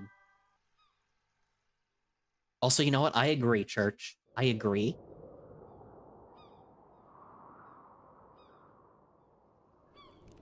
I should check the italic. Look at this thing. This is no longer a fish. Uh, 0? huh? This game gave me Dunkleosteus and Tiktaalik. Which one's Tiktaalik? Okay, so you know how, like, I'm sorry, are you a Ain't that the freshwater? bit? Ain't that the bitch what crawled out the ocean Yeah. that you're carrying in that scooper? Yeah. Oh. Well, congrats on Dunk. Everyone loved Dunk. I was not expecting this game to say, yeah, Tiktaalik. Just fucking have Tiktaalik, I guess. I am probably not gonna be around for very long because I am very tired. That's fine. Just, you know, as long as you think you can go. Yeah, I had one of those days where I got home, I hit the bed, and immediately I was like, "Oh, I'm exhausted." Hi, Terranis. And Kaz, the goal is just to make cool aquariums. And also make money. Hi, Kaz. Yeah, and make money so you can make more cool aquariums. It's just it's a cozy simulator type game kind of thing, kind of like Power Wash Simulator. Zero, before you go, I have to show you something. Yeah. This might take a few minutes, but Mike, you know why. No. 'Cause this game gave me existential horror in addition to saying, yeah, we've just got like actual dinosaur shit in this game. Oh, Like you can actually just have ancient species that should not exist in this game. okay. I am prepared for fucking. You're gonna be I prepared for a 1-2 punch. I'm waiting for you to show me some kind of triceratops fish or some shit. This is because first of all, we are in the Arctic specifically. Okay. Right? Yeah. There are polar bears and penguins. Okay. Are already like not correct, right? Yeah, because that we shouldn't The be polar seeing bears are friendly, and I get why, but it is still unnerving. Also, if we're in the habitat of polar bears and penguins, we shouldn't be getting trees. Trees kind of don't Yeah, but grow here's that far above the here's, Arctic Circle. here's the very friendly polar bear. He does not attack Okay. you. Okay. So you're like literally on the opposite side of the planet you should be at. Also, you know what kind of dinosaur bones you find here? What Because is you that? find dinosaur bones here. What dinosaur would you expect to find in this frozen wasteland, Zero? In the frozen wasteland of the Arctic. By the way, the Yeti is here. Oh. Okay. Hi, Yeti. Like you see those footprints. Yeah. Frozen dinosaur in the Arctic. So it would have Whatever you want been. to say, it's wrong. You actually find Spinosaurus here. Oh. Spinosaurus aegypticus specifically. I was gonna say Carnotaurus. Okay. I'm gonna turn the camera. Okay. Show me the thing. This isn't the only thing. That's a T-Rex skull. That thing is obscenely huge. Yeah, that's. Why is it so? That's the motherfucker that King Kong fought in that movie. That's what that is. That's that dragon they made up for that fake documentary on Discovery Channel. Hey, that documentary was fun. That documentary did slap. It made me mad, but like in a good way. I don't got a lot of fire in me today, so don't expect it's my fine, usual but aplomb. I need you to take this in. What? Huh? That thing's teeth are as big as my snowmobile. What?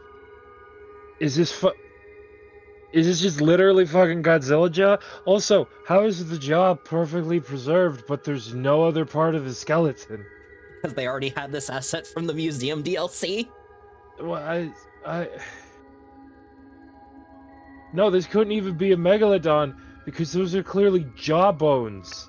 Well, Sharks no, don't have jawbones. We do reconstruct Megalodon that way, but like, either way, like... Well, no, but like this wouldn't be a reconstruction. This is just an actual bone. This is a jawbone in the wild. A shark doesn't have jawbone. Right. It has his cartilagic ridge or whatever the fuck it's called. Cartilaginous Cardi B. It's got Cardi B in its mouth. That explains a lot. Well, so yeah, Kaz is right. It's one bone. It can't close. It's not hinged, but like that's whatever, low graphics. But like I got so many other questions. Right? How is the jaw perfectly preserved with all its teeth? Also, but there's you know what no animal other I skull. found inside of a hand-sized chunk of ice in its What's jaws? That? What? The beluga. The beluga whale? Yes. Do you mean like a beluga whale bone or a pair of frozen alive beluga whales? Fuck you. I refuse. They are currently breeding in the big tank. I refuse is what happens here. I don't accept that, and fuck off. Like, here, I'll introduce you. Yeah. Oh, by the way, I have a bunch of very beautiful and very powerful lumpfish, as you can Yeah. see. This game Mm. is unsettling the more you think about it, which is really funny because the only people who are gonna play it are gonna think about it. Yeah. Is autistic people like you? Yeah, no, so look at these belugas. They're just vibing. They are vibing. They're a little small for belugas. They're not at max size yet, to be fair. Fair enough. Also, chat, don't worry. When I call Ruby autistic, I mean it like literally, like Yeah, no, like she is. it is a term of endearment. She's got like a paper that says it and everything. Although the paper is suspect. The paper is suspect, but then you talk to me for a little bit and go, no, I get it. Yeah. The is one of those broken clock deals, you know? Like it's still right twice a day. Exactly. Okay, so let's see. I knew that this DLC was coming, but I did not look up anything about it. So this just hit me with like full barrage of missiles or some shit. Also, are you like, is that like survival bullshit? Like you're gathering wood and steel in the corner there? Yeah, use them for Uh, upgrades and keep yourself warm. Wha- Okay. Now, being cold doesn't kill you because this game doesn't actually have a health meter. But it does slow So- you down and prevent certain actions. Okay. However, they were generous and they put a slow but infinite source of wood near your base in the form of this pirate ship. What? Okay. Also, yeah, we Nice. can discuss Uncle Dunkle. I don't got enough fire in me to question the pirate ship after everything else. So yeah, you found Uncle Dunkle. Yeah. Ruby, fucking info dump about the Dunkle. So did you know that recently we found out Dunkleosteus was like way shorter and fatter than we thought it was? Hell yeah. Also, Love fat like, dunk. which actually I should look at this to see if it's remotely accurate. Now, this was at least a year ago, I want to say. Oh yeah, this guy is way too skinny. Dunk was a chunk, and we know it now. Dunk was a chunk. Uncle Dunk chunk.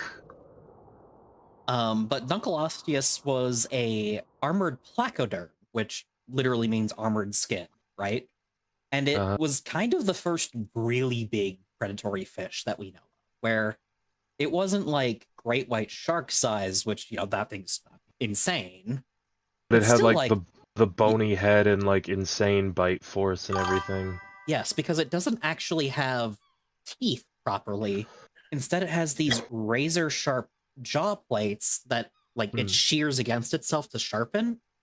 Its teeth are yeah. Sorry. Its teeth are more similar to a turtle than to a shark or another fish. Exactly. And then there's also the theory that it wasn't a particularly fast swimmer, even for the time. So instead, it's theorized that would open its mouth quickly and suck in fish to take big bites. Which would kind of make some sense because most predators aren't built for taking things down that are bigger than them unless they like hunt in packs or something. What if it did like the opposite, where it just floated around with its mouth hanging open, and it did like a Venus flytrap, where anything that got close enough, it just snapped shut and just like got them? That it probably wouldn't be nearly as successful as it did if it did that. It probably is some kind of like predator, like an active predator. You don't know. You don't know how much stuff was stupid back then. I guess I don't know how stupid stuff used to be. You're right.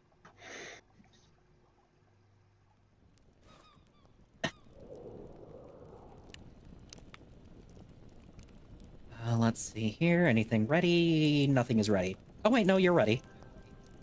I got it. Hey, Zero. Dunkleosteus is the best unlock. Holy shit, Fenrir! Statue. Yeah. For those who don't know, wolves are my favorite animal.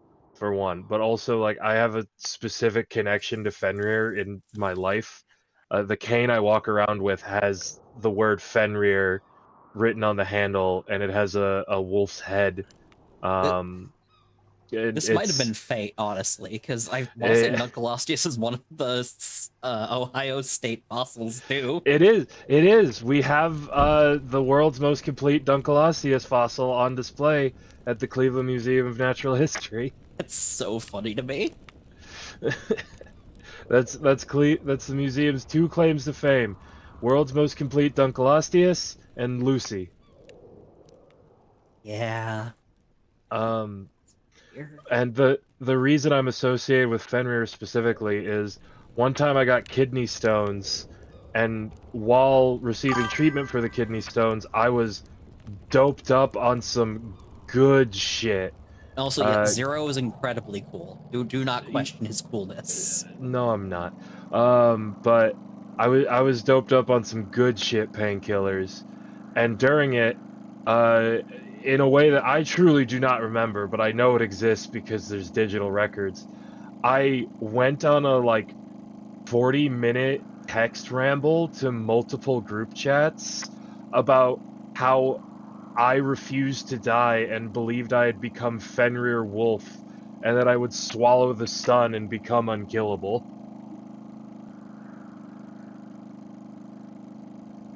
And like it, like That was a 1-2 punch. I hope you realize.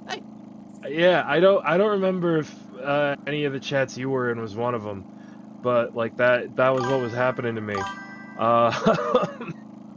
And so to half commemorate that, and because I like officially needed a cane not long after, a buddy of mine got me a cane with the wolf's head and the word Fenrir carved into it. That's really funny.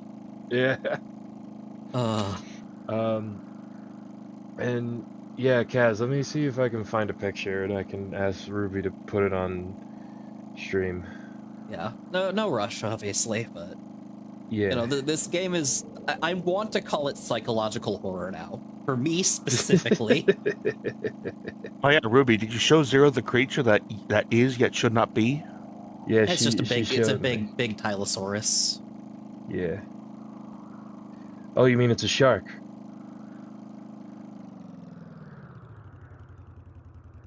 Do you think the penguins would eat Zero? Okay, this isn't the cane, but I actually do still have a saved picture of the Dunk skeleton at the museum. So you could pull up Dunk skeleton. Ooh. I have DM'd you Dunk skeleton. Dunkachino. Dunkachino. Okay, now cane. Well, that's a lot of metal down there. Oh, and a fish. There's a fish down there. Where'd I put that cane? Well, I know where the cane is. I need to find the picture of the cane. I hope I've actually still got one on my phone, because it's otherwise out in my car right now, and I don't want to get up. Really? Yeah. Listen, Yeah. if you can't, you can just put it in the Discord when you got time. It's not a big deal. Yeah. And also, yeah, it's one of those things where like species as a static concept applied to a dynamic, or it's a static box applied to a dynamic concept. So like, yeah, Yeah. that's the best way I can put it.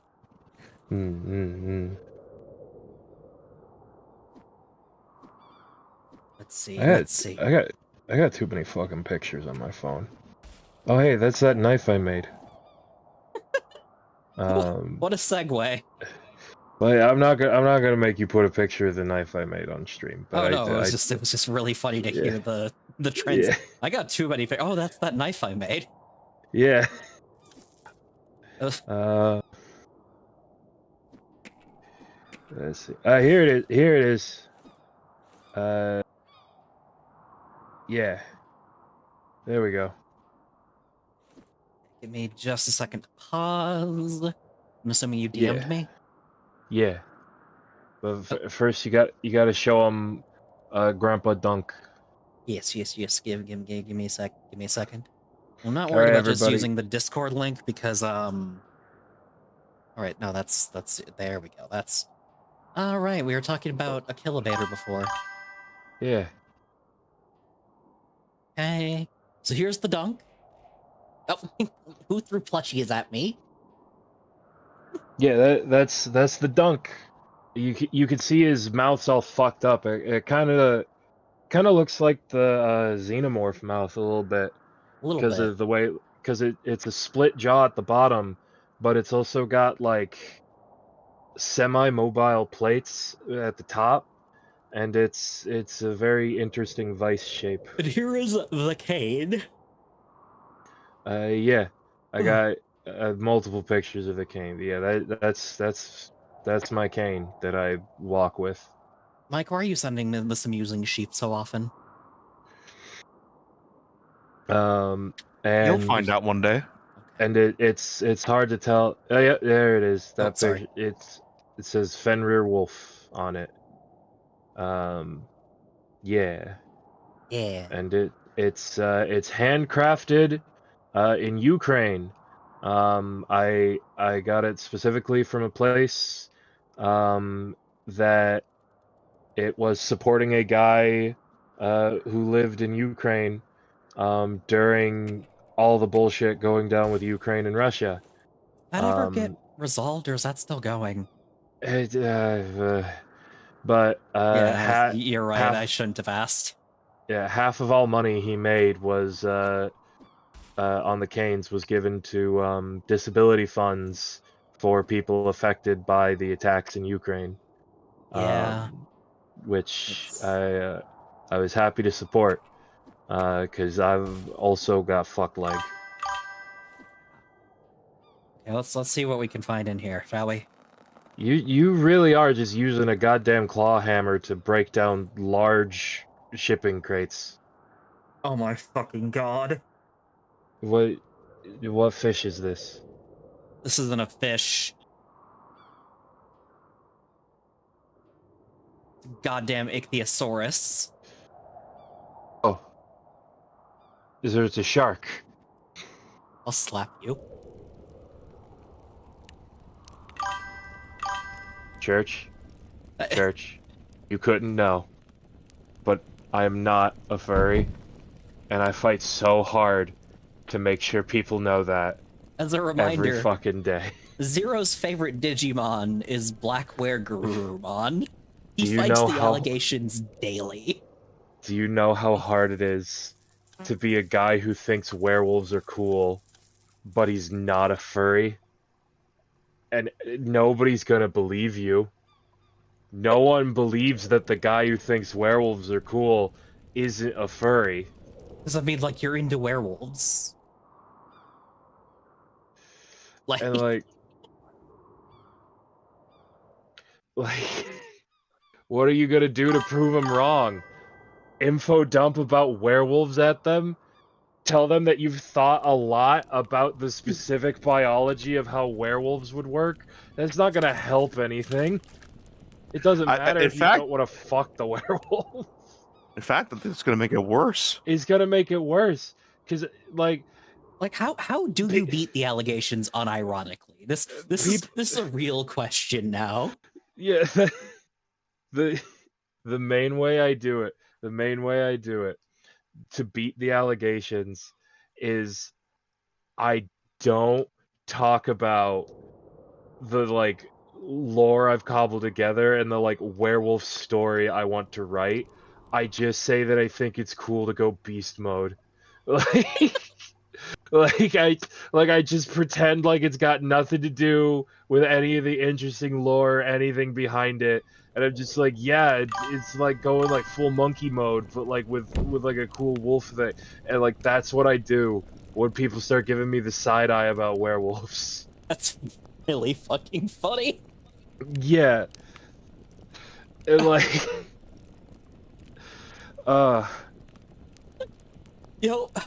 it's similar but distinct from like what Kaz just said. I agree. Yeah, because like because that's coming from like a you're like a gooner angle, right? Yeah, because like your thing is like, oh, they're good. Like, it's not Vaporeon because there is a level of like you can back out of it, right?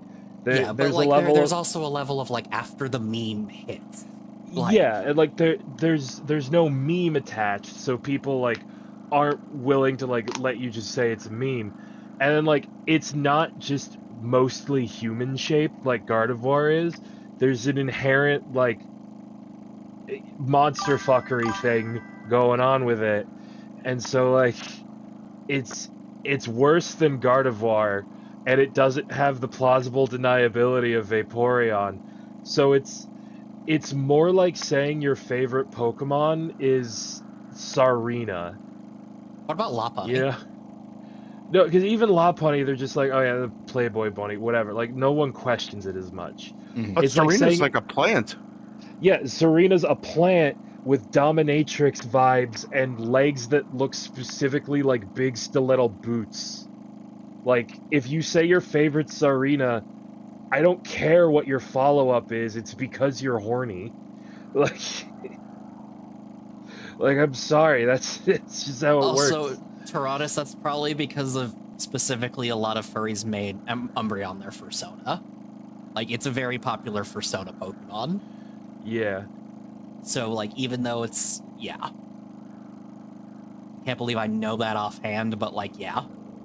It's the same way as like whether we like it or not, we know that the most Goontu Digimon is weirdly Flamedramon. At least outside of Renamon, yeah. Yeah, outside of like easy ones like Renamon, where it's like baby's first furry art, it's for some reason it's Flamedramon. And I've heard it's because he's got, like, the twink body shape, and, like, furries are into that, I guess, but... Yeah, Helio explained it once, and I respectfully pushed that knowledge right out of my brain because I did not want it. Hey, guys, I crushed the snowmobile. Get fucked, idiot. But yeah, like I can't start telling people about like I have a long running like setting idea slash story idea that's a fucking werewolf story that would actually explore like what being a werewolf requires. I can't tell people that I've thought about the fact that a werewolf would likely have to be constantly like carbo loading, like eating vast amounts of like meat, fat, and carbs so that their body could physically undergo a transformation that adds on large amounts of like flesh and bone and This is the tendon and weird shit. shark. Hi, weird shark. Like I can't tell people that, and like I can't tell normal people that and not have them think I'm a furry. I could tell weirdo fucks on the internet like you guys that, and they'll go like, "Oh yeah, you're just like really into monster lore or whatever, or, like you're autistic." But like I tell a normal person that, and they only think one thing, and so like I'm doomed to suffer forever. Yeah.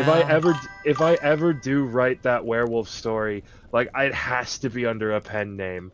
Like I cannot publish that under my real name.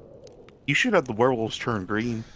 Also, No. now that the chat's a bit busier, I do want to remind everyone I will not be streaming tomorrow, even though I said I would, because of what I announced in the Discord. It's a personal thing that I'm Yeah. gonna need tomorrow off to either decompress or be Yeah, available for family stuff.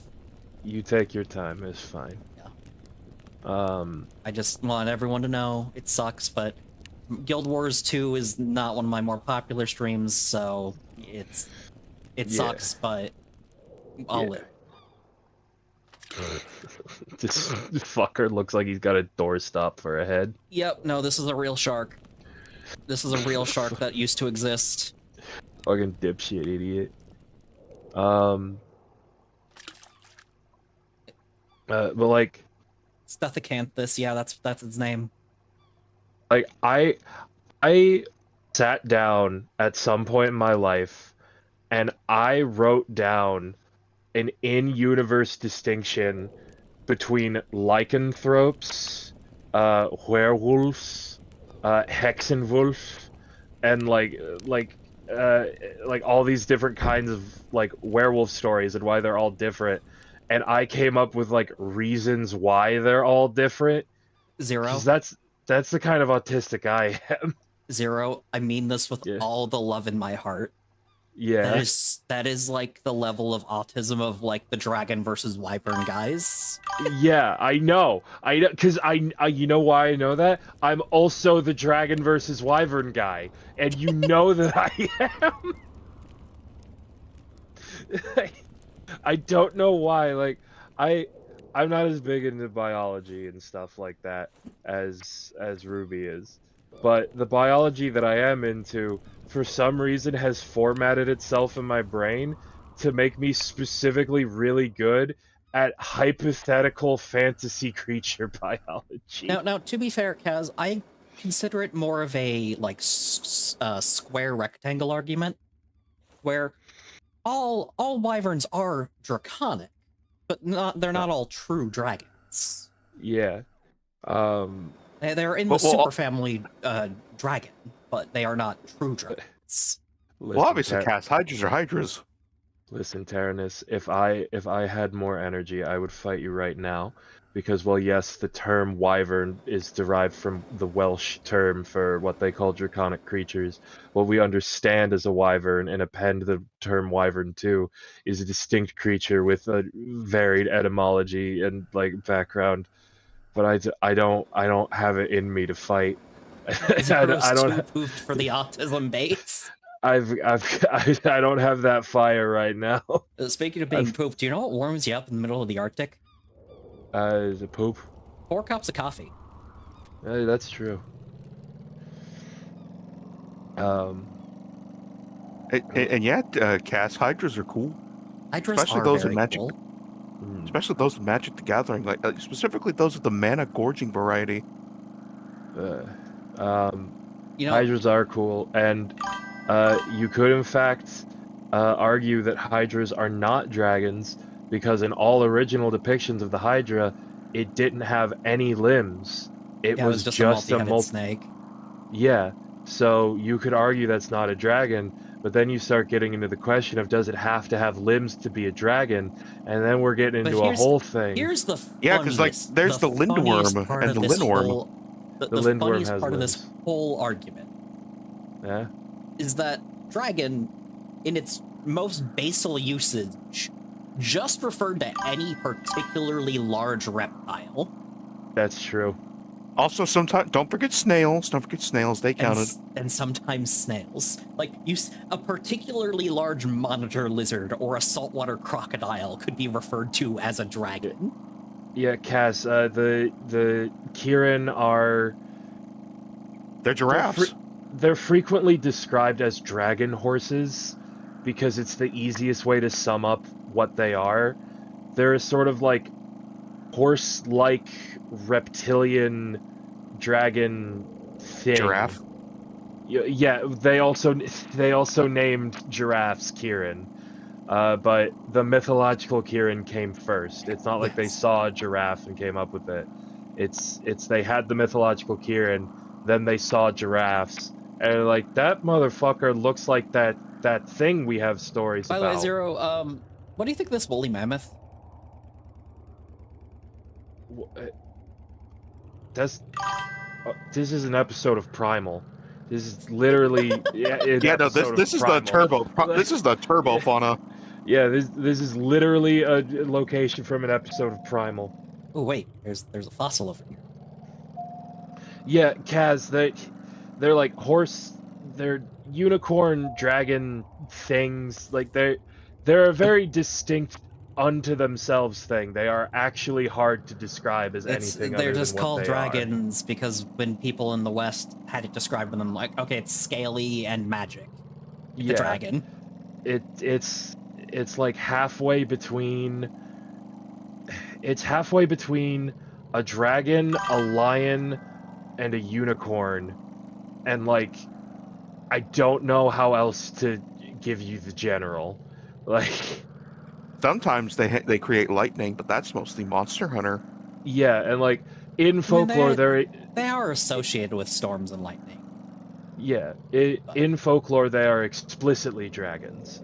Like they're explicitly the same species as dragons, but like higher up on the hierarchy, Like they're stronger and better than regular They're bigger dragons. and stronger and Like, faster too. faster too. That's a nuclear submarine. Yeah. What? Okay. Yeah. Yeah, and Kaz, that's kind of the best way to do it. You just look at a Kieran, like Kieran or Kieran. We could call them dragon horses. We could call them unicorn dragons. We could do whatever. But like Kieran are their own beasts By the way, that are just have you ever vaguely thought it was connected to weird that of dragons. all the things to actually exist, it was apparently the fucking giraffe? Yeah, yeah, Like, giraffes are real, unicorns are not. yeah. Fucking the questing beast is real, but but a horse with horn, No, that's fucking totally fake. bullshit. Never, not even a little true. Like, not We even don't like even a non-magical version. yeah, like we don't even have anything that looks kind of like a horse that would have the horn unless you count gazelles. And the story of the unicorn predates people encountering gazelles. So funny. No, see, Tyrannus, people say that the unicorn story comes from encounters with rhinos, but that's apocryphal. We have no proof that that's what happened. And also, like, unicorns, if anything, used to look more draconic. Yeah, unicorns Like used to be like they used to be longer and very lankier. slender and like had like long tails. Like there's a reason they were considered like Let fey me see. beings. I'll just Like unicorn. if you've ever seen the movie The Last Unicorn, where she's got like 6 foot long toothpick legs and a long ass tail that like whips around like a fucking serpentine thing, like that's how we used to draw unicorns. So us assuming they came from someone seeing a rhino would be real fucking weird because rhinos are tank puppies.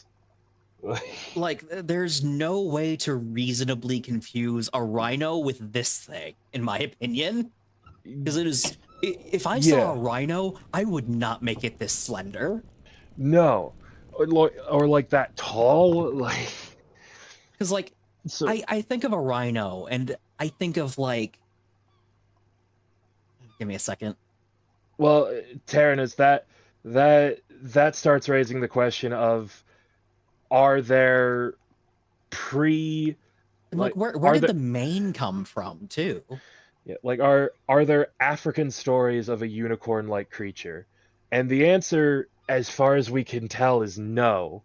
The concept of the unicorn seems to have arisen during Anglo-Saxon era, like England, And but by the way, maybe not we the don't know exact same from era, what. but a similarly archaic drawing of a rhino looks like this. From 1515. Yeah. So like we thought they were bugs weirdly. But like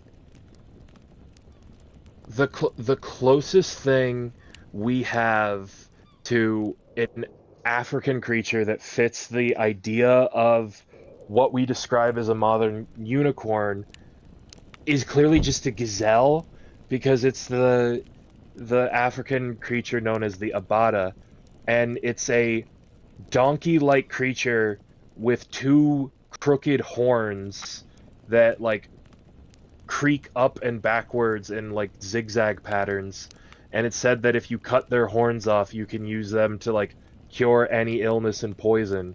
You may notice that donkey-like creature with crooked zigzag horns describes a gazelle. Also, you know what? I just realized another thing. Give me a second. Yeah. We have depictions of rhinos going so far back. Yeah, rhinos have been around for a while. Because we have cave art of rhinos. Like, we knew they were chunky boys back then. Even Yeah. at, like, the earliest stages of knowing what a rhino was. Yeah, and though that's Mesopotamian creatures. Um, what you posted, Tyrannus. You see, I'm not even sure if Um, that might be a cow because it's got like the udders. yeah, and so it's theorized that like none of this is helped by the fact that horse-like creature plus horn is pretty common worldwide. Um, but the idea of unicorn as we understand it, this like beautiful fey-like horse creature with a single beautiful horn, like That we only can't goes to actually, virgins or whatever. yeah, we can't actually trace down where that come from. Also, Ruby, the cave rhino's still up. Yeah, and you not want to look at the Okay. cave rhino? Yeah, I was just saying it's covering gameplay, so Just wanted to make sure everyone and knows listen, about the cave rhino. listen, Kaz, I'm literally a teacher. I think it's actually impossible to talk to me without me trying to teach you something.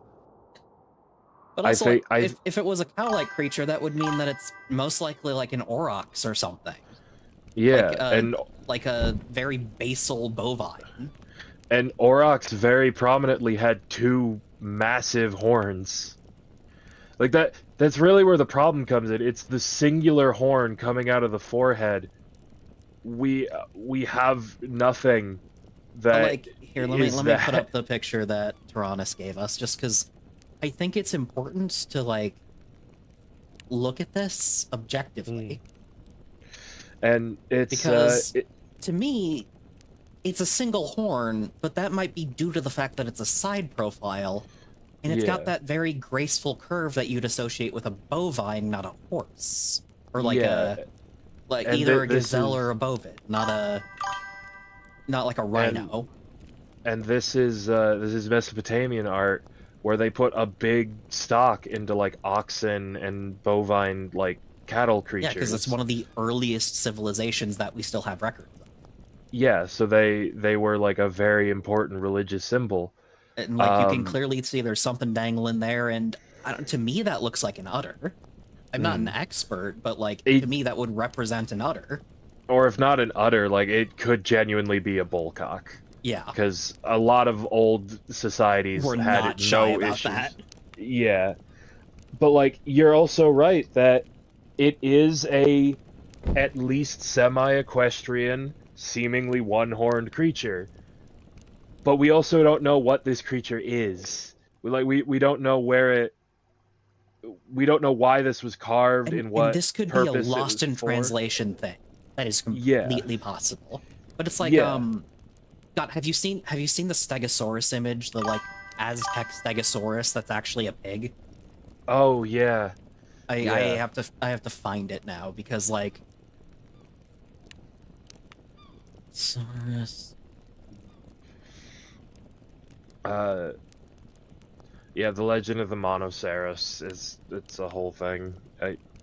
But the real reason this becomes an issue is because the unicorn, as we understand it, and like the Western concept of the unicorn is seemingly invented by monks at the church out of nothing. That we just have records of people at the Oh, it's church saying, Cambodia, by the way. Sorry, I was wrong on the okay. location. We just have records of monks at the church going like, and this is a unicorn. They're things that exist, and like Because they don't back it up at all. They don't say where they're from or anything. but like look at this. You look at that for a second, you go, oh, that's a Stegosaurus, clearly. But Yeah. then you analyze it and you go, wait a second, something's not right. Like, where's the Thagomizer? Why does it have these weird, like, ears or horns on it? And Hmm. that's why after closer study of this site, this is actually a pig. And then what looks like the plates are actually leaves on the background of the image. Yeah. And that's a whole thing with anytime we discover like inscriptions or carvings or anything, is we have to stop and go like, there's a lot of context to this piece that we are missing that could radically redefine what we are Yeah, looking because this at. is what it looks like when you remove those plates. It's like, yeah, that looks kind of like a pig. I can see it now. Yeah.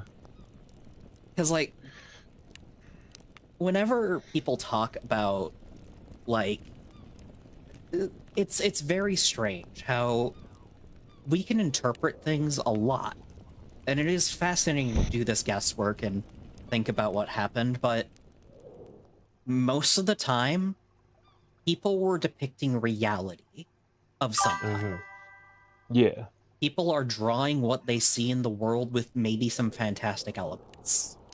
So, genuinely speaking, if you hear anything about, like, oh, we have proof of, like, cave drawings of dinosaurs, it's most likely a hoax. Yeah. Because what you'll mostly find is that these are outdated depictions we know are not accurate anymore. It was some kind of hoax or some misidentification on our part. Because Or we as, like, a species, I guess, desperately crave the fantastic.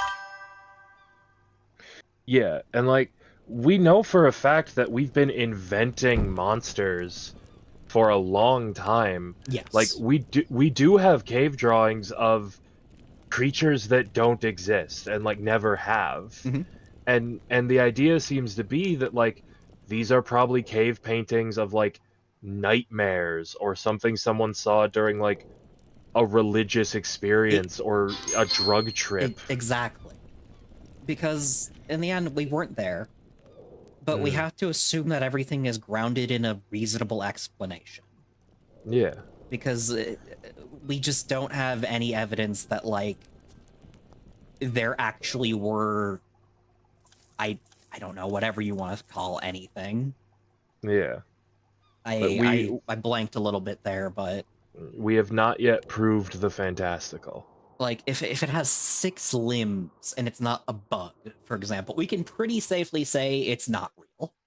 Yeah, because we have yet to, in the entirety of the fossil record, find even a single instance of a 6-legged creature that's not an insect. Or, like, if you have vertebrae, you're a tetrapod, you have 4 limbs. That is the rule Yeah. we have found throughout history. I think we found a couple of like bipods where they only have 2 limbs, but like we haven't found, Usually it's because the back limbs are vestigial, though, but yeah. Yeah, but we haven't found like any septipods. Yeah. Or sexapods, whatever they'd be called. Like It's effectively something that we just have no evidence for, and you need some good evidence to overturn it. Because it's not just that we haven't found them. Science as we understand it about the spine and the evolution of the structure we call a spine precludes its existence. Yeah, because, like, even then, even if I'm willing to say there's certain things that we just can't explain, there are certain things that you're never going to explain, and that's okay. But we would have found something by now if there was a lineage of animals with more than 4 limbs that also had a vertebrae. Because we would have found the first evidence most likely is bony protrusions near the shoulder or spines, right? That's most likely where it would start. But going from that to a fully functional limb might be too much. Like, even just like developing new limbs is so insanely rare. We pretty much only see it during the dawn of like life moving out of the ocean. Until then, or I mean, yeah. Well, even then, our limbs just evolved from fins that already existed. Yeah, and like past then, we've seen almost no creatures develop limbs. The like only new exception ones. is arthropods, because they don't develop limbs the same way we do. So you can have millipedes and centipedes, because they don't work like us. And, like, that's cool, I think, but, like, it means you've got to be aware of this.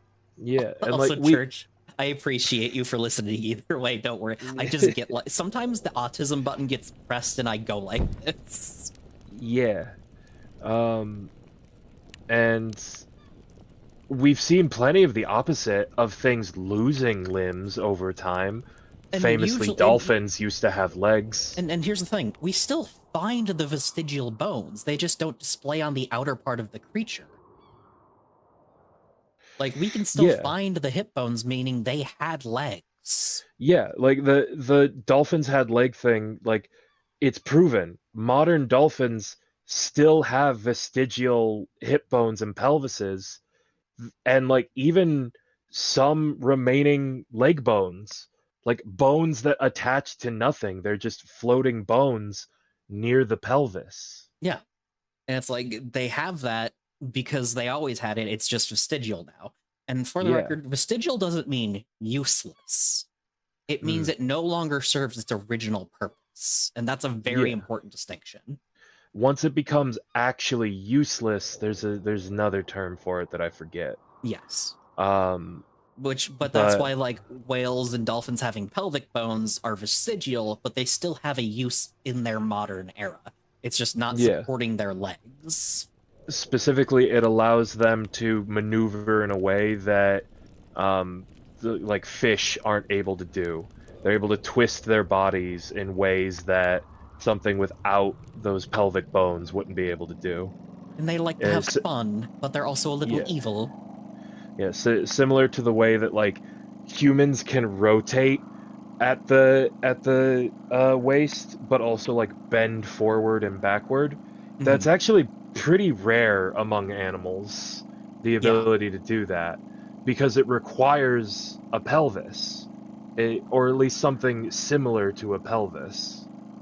And just not a lot of non-primate creatures have evolved that. Even a lot of primates can't really do it very well. And the reason it works with primates is because, well, you kind of got to be relatively flexible when you're living in the fucking trees.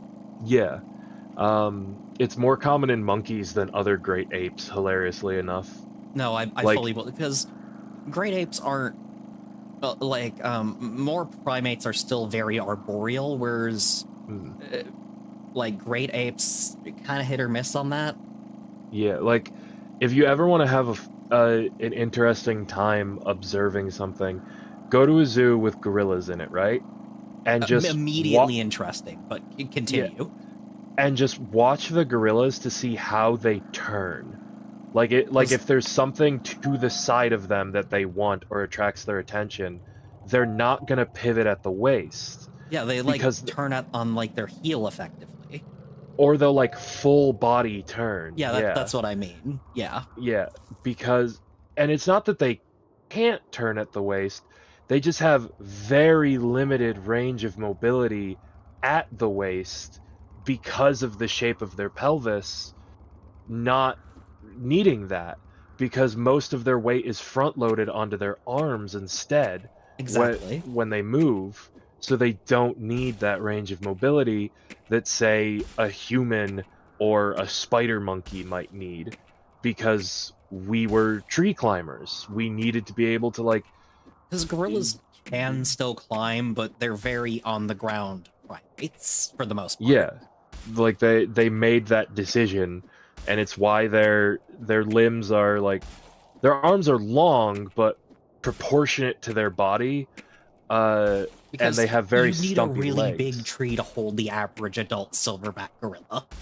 Yeah, but then you can like look at orangutans, who are still technically ground dwellers, but they're much more suited for climbing because their legs aren't as stumpy. They're able to use them for mobility, and their arms are out of proportion with the rest of them. They're very long and gangly.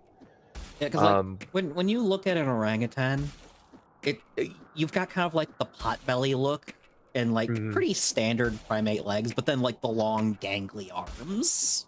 A very sagacious look, if you will. Yeah, and then the perfect example of like the exact middle ground is chimps, because chimps can be ground dwelling or tree dwelling from like troop to troop almost. And do not fight them. Do not fight. Do not fight. but like there Are the all-rounders the simian world? yeah, there are troops of wild chimps that are almost completely ground dwelling. They feel no need to go up into the trees. And then there are ones that are much more up in the trees. And it depends on a lot of factors. But because of that, chimps around the world are kind of well suited for both, in a way that it is theorized that Homo sapiens used to be built that way. And we have great evidence that the literal first thing that separated us from modern chimps, like our common ancestor in like the Australopithecine genus, you know, like Lucy, is that we just started standing upright. Yeah, we abandoned the trees, and we don't know what inspired human, like, It Homo could have been sapiens something as to- simple as disappearing forests, so we had to move to the savannah, and looking over those, you know, bushes and like grasses was very important to not getting eaten by a jaguar, which we know ate early hominids. Yep. And there's some questions about, like, oh, did we learn to stand upright and move across the ground because we had better ground mobility than tree mobility? And jaguars and big cats and shit actually have pretty decent tree mobility. Yeah. And like Fucking good on the tigers can ground, climb but, trees like, pretty good. it literally could have just been as simple as, yeah, having a slightly higher ground level looking height was just an advantage for us already very dexterous and social primates. And also there's a question of, like, size. Did we start getting too big to be tree dwellers? Because And the answer there is probably not, because Lucy's not a lot bigger than a modern chimp, but it is a discussion. Yeah. It doesn't help that we don't know if Lucy was an adult or a child, really. Don't we have other Australopithecus like specimens that we can gauge by? I don't remember. I could entirely and, be wrong. The actual funny part is Lucy isn't even the oldest example we have of upright locomotion. Yeah, it's just the first one we ever found. Yeah, we've got the footprints whose name I'm blanking on. Yeah. Like, there's literally a fossil trackway that vastly predates Lucy. Yeah. But there's a question of, like, were we getting too big to really move from tree limb to tree limb? How closely dense packed together were limbs at the time? Was it like the rainforest where you could leap from one limb? Oh, here's the creature that should not exist but does. Oh, okay. Anyway, sorry for interrupting. It should not be, yet is. Was it like the rainforest where you could leap from a branch and be nigh certain you'd hit another? Or would it be something more like the savannah, where being a tree dweller basically meant you picked a few trees that were tightly knotted together and you nested up? Yeah. Because we know that where Homo sapiens started walking upright was kind of an even mix of both environments, and we're not entirely sure which ones we favored. Yeah. But, like, it's just so fascinating because we know the first step was walking upright.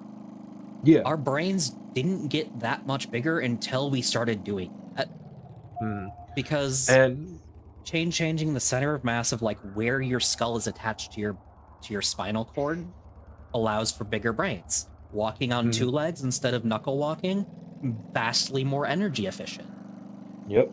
And being upright and having rotating shoulders to account for that makes you much better at hunting. Yeah.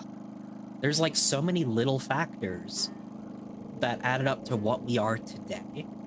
But it all kind of just started by some apes in the middle of Africa standing upright for whatever reason. My personal theory I like to go down is that it was hunting focused. That I mean, listen, you have a little bias there, but continue. Well, yeah, because we know that tool use came before walking upright. Yes, because that exists in, like, modern non-human primates. Yeah. And we know that modern non-human primates have figured out throw rock good. And also, Um, yes, the butts developed to help us walk upright. Everyone praise the asses.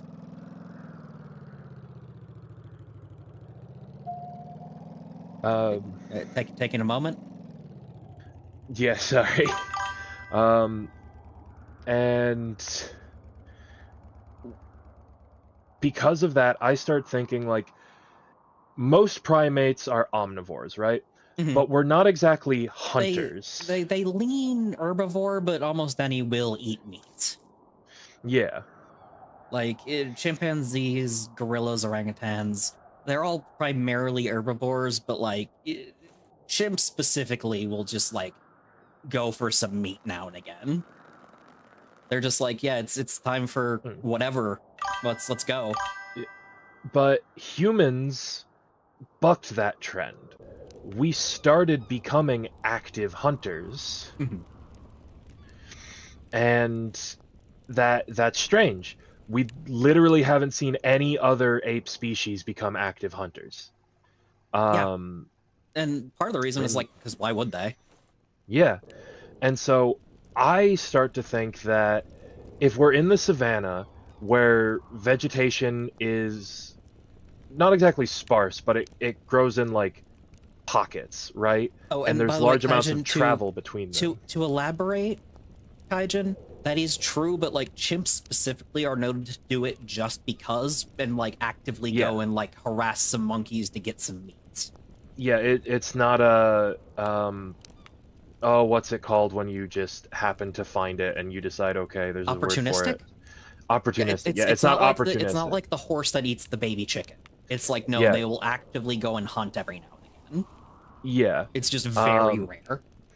or like if not hunt, they'll be like, well, I just found this snake. I'm gonna kill it and eat it. Um, I'm not even particularly hungry. yeah. But I like to think that Homo sapiens on the savannah, because of the trek between like water sources and like uh pockets of vegetation, that we started actively hunting to keep us fed and energized between the travel from those havens. And I know that there's Um, also at least semi-common theory that involves like it might have even started with like effectively scavenging and bone cracking mm, because we have some very early evidence of bone cracking in hominids yeah. because that's like Um, bone marrow if you're like a caveman, you're mm, effectively not even a Neanderthal, you are like an early hominid. That's a caloric jackpot. yeah. And I I ascribe to the idea that we saw carnivores feasting like this. And we were like, okay, well, if it keeps those big, scary murder machines charged, it should work for us too.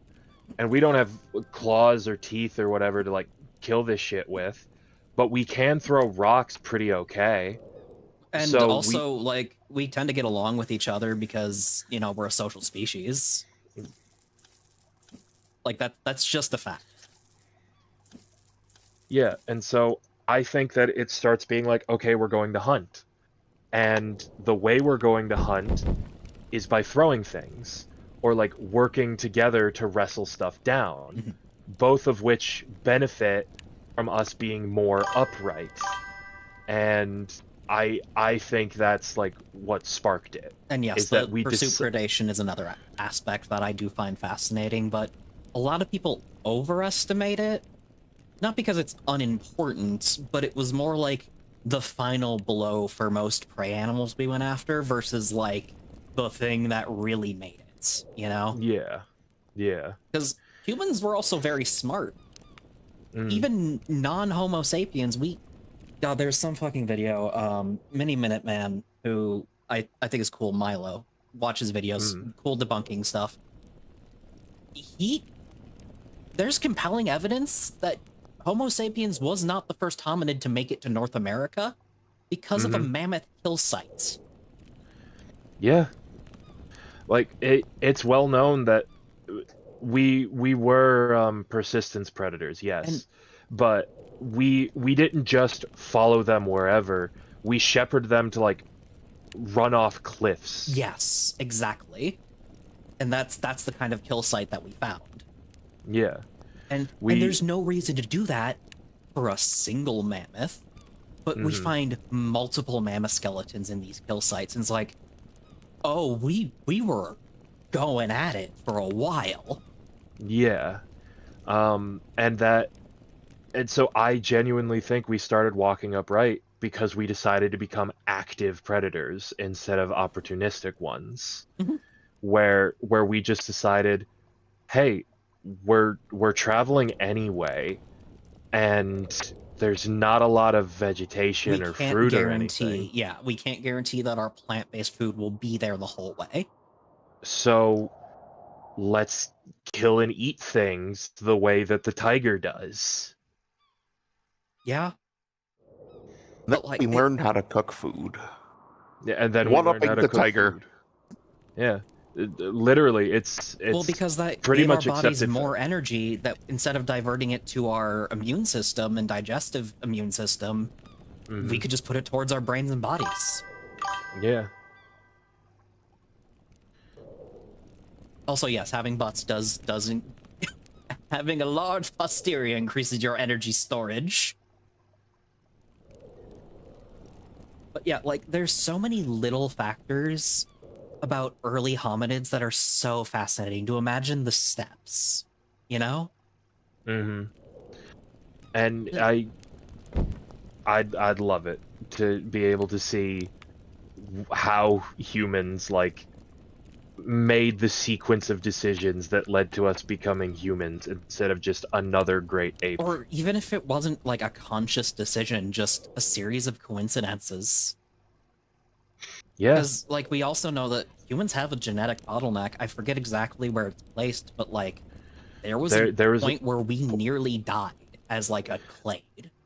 we dropped down to the lowest possible population that a species can exist at without being doomed to extinction, like the Yeah. lowest possible recoverable And we're not the population. only animals who have done that. You know what other animal has a similar story? Which one? Cheetahs. Cheetahs I did also not have a know that. genetic bottleneck. I did not know this. Yep. And Um, cheetahs are the anxiety cat. and like the human bottleneck is especially noteworthy for two reasons. One, it happened to humans, so Yeah, of course so it's more we're gonna noteworthy. be yeah, no, that's Yeah. Two, it was a very drastic drop.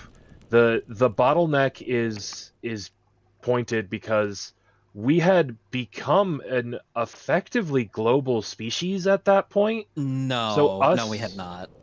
I've been told we had been. We had not gotten out of Africa by the time the bottleneck happened. Otherwise, there wouldn't have been a Okay, bottleneck. fair enough.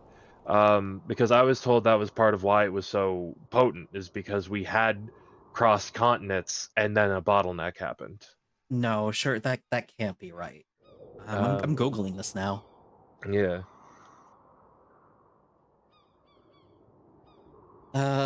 A severe population crash occurred roughly 930,000 to 813,000 years ago. During this time, the number of breeding individuals may have been as low as 1,280. Um, with the population remaining near extinction for 117,000 years. The Early like, hominins got out of Africa before the major bottleneck events. The oh, first okay, that's hominins probably how we migrated up. recovered then. But we Yeah. yeah, we probably hadn't made it all Um, the way across every continent yet. yes. So we had, according to some of the charts shown here, just before the bottleneck hits, we had made it into Asia, Europe, and what would become Australia. Oh, Australia's Um, the weird one. We had to cross the ocean for that shit. uh, it looked. Oh wait, no, Australia is later. India is what I'm looking Oh, at. yeah, and that all Um, makes sense because that's all accessible via land. yeah. And then despite us spreading out that far, we then hit a major bottleneck that we don't know what caused it. And like that's the third thing that makes it very important is we have yet to determine a factor. Our Because best normally guess when is some type of climate change because, listen, we live in a very volatile time, like, yeah, as a, like, species. but this is not the first time the climate has shifted. Yes. No, Um, because we are still technically in an ice age. However, yeah, man-made climate change is still an undeniable fact. We just yes, know it that is. there are still trends up and down otherwise. If you don't believe in man-made climate change, I'll look you in your eyes and call you a fucking idiot right here on stream. But yeah, that's our best guess because we otherwise don't know.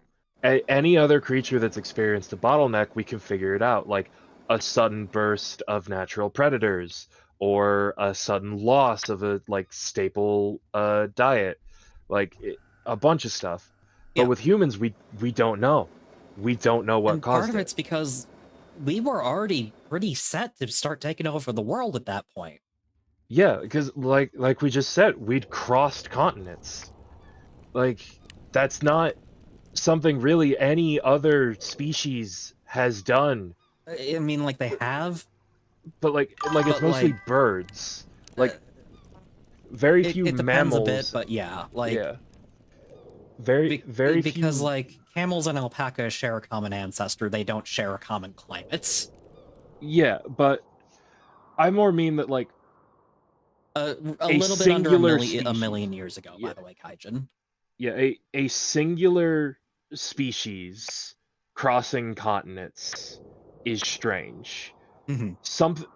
Something diversifying out as it spreads and evolving into different species is one thing, but a singular species crossing continents that's not a bird is weird. Like Yes. it basically hasn't happened again. Um, so humans were fucking doing it, like, and then it feels like it's a reason why there's so many conspiracy theories about it that relate to like aliens and shit. Yeah, which I It's do not because believe we it's do so not have weird. good evidence, but No, I don't believe it either. But yeah. like, that's why it happens.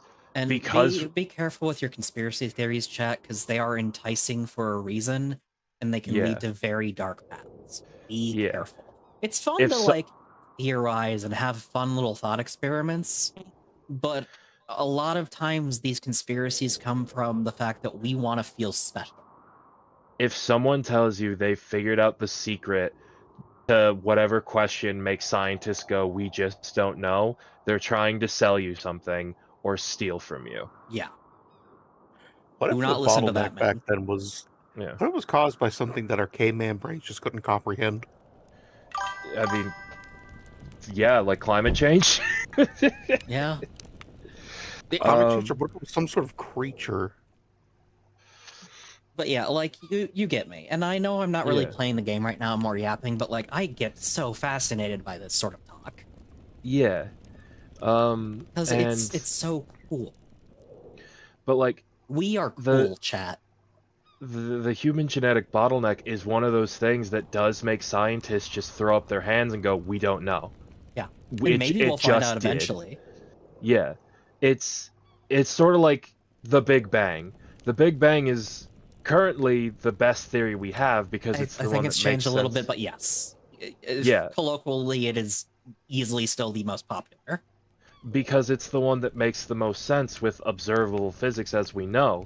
Mhm. But whenever you get down to the point of, okay, but why did it happen? We don't Scientists do know. have to, yeah, they have to throw their hands up and go, And we don't know.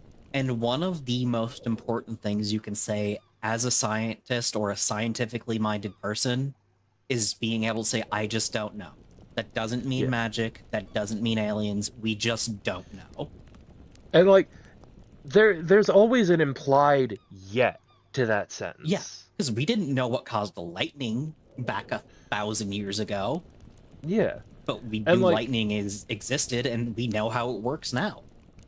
and like, sure, there are probably some things that we will actually never figure it out. And yeah, Like, you're right. It could have also been a mix of disease or shifting climates, Tyrannus. Like, we just Yeah. don't know for sure. Yeah, and it's weird that we don't know, because we don't have evidence of like cataclysmic climate shift around that time.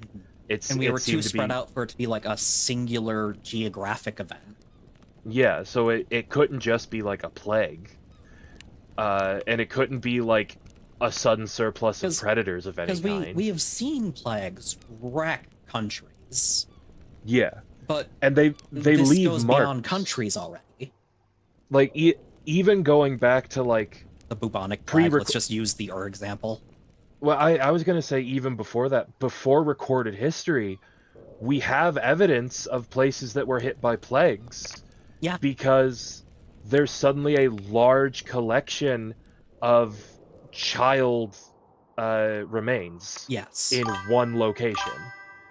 And we're like, okay, the literal only reason that would happen outside of some very suspicious shit that seems very unlikely is a plague. Yeah, That is either preventing the children there was from a cult surviving. leader or there was a plague. Take your pick. Yeah. And it happens in too many places for it to be a cult every time. So, like, we can find, like, paleontological evidence of a plague hitting, but humans were also too spread out at that point for it to be a plague. Yeah, and that's what I mean, Tyrannus, is like the bubonic plague got a lot of people. It Yeah. didn't get as many. So whatever got us, if it was a disease, was worse than the bubonic plague, which killed a third of Europe. And remember, the only reason the bubonic plague spread as much as it did is because humans had become global at that point. Yeah. Well, specifically, we had a lot of people living relatively close to each other, too, so it could spread very easily if one person got it.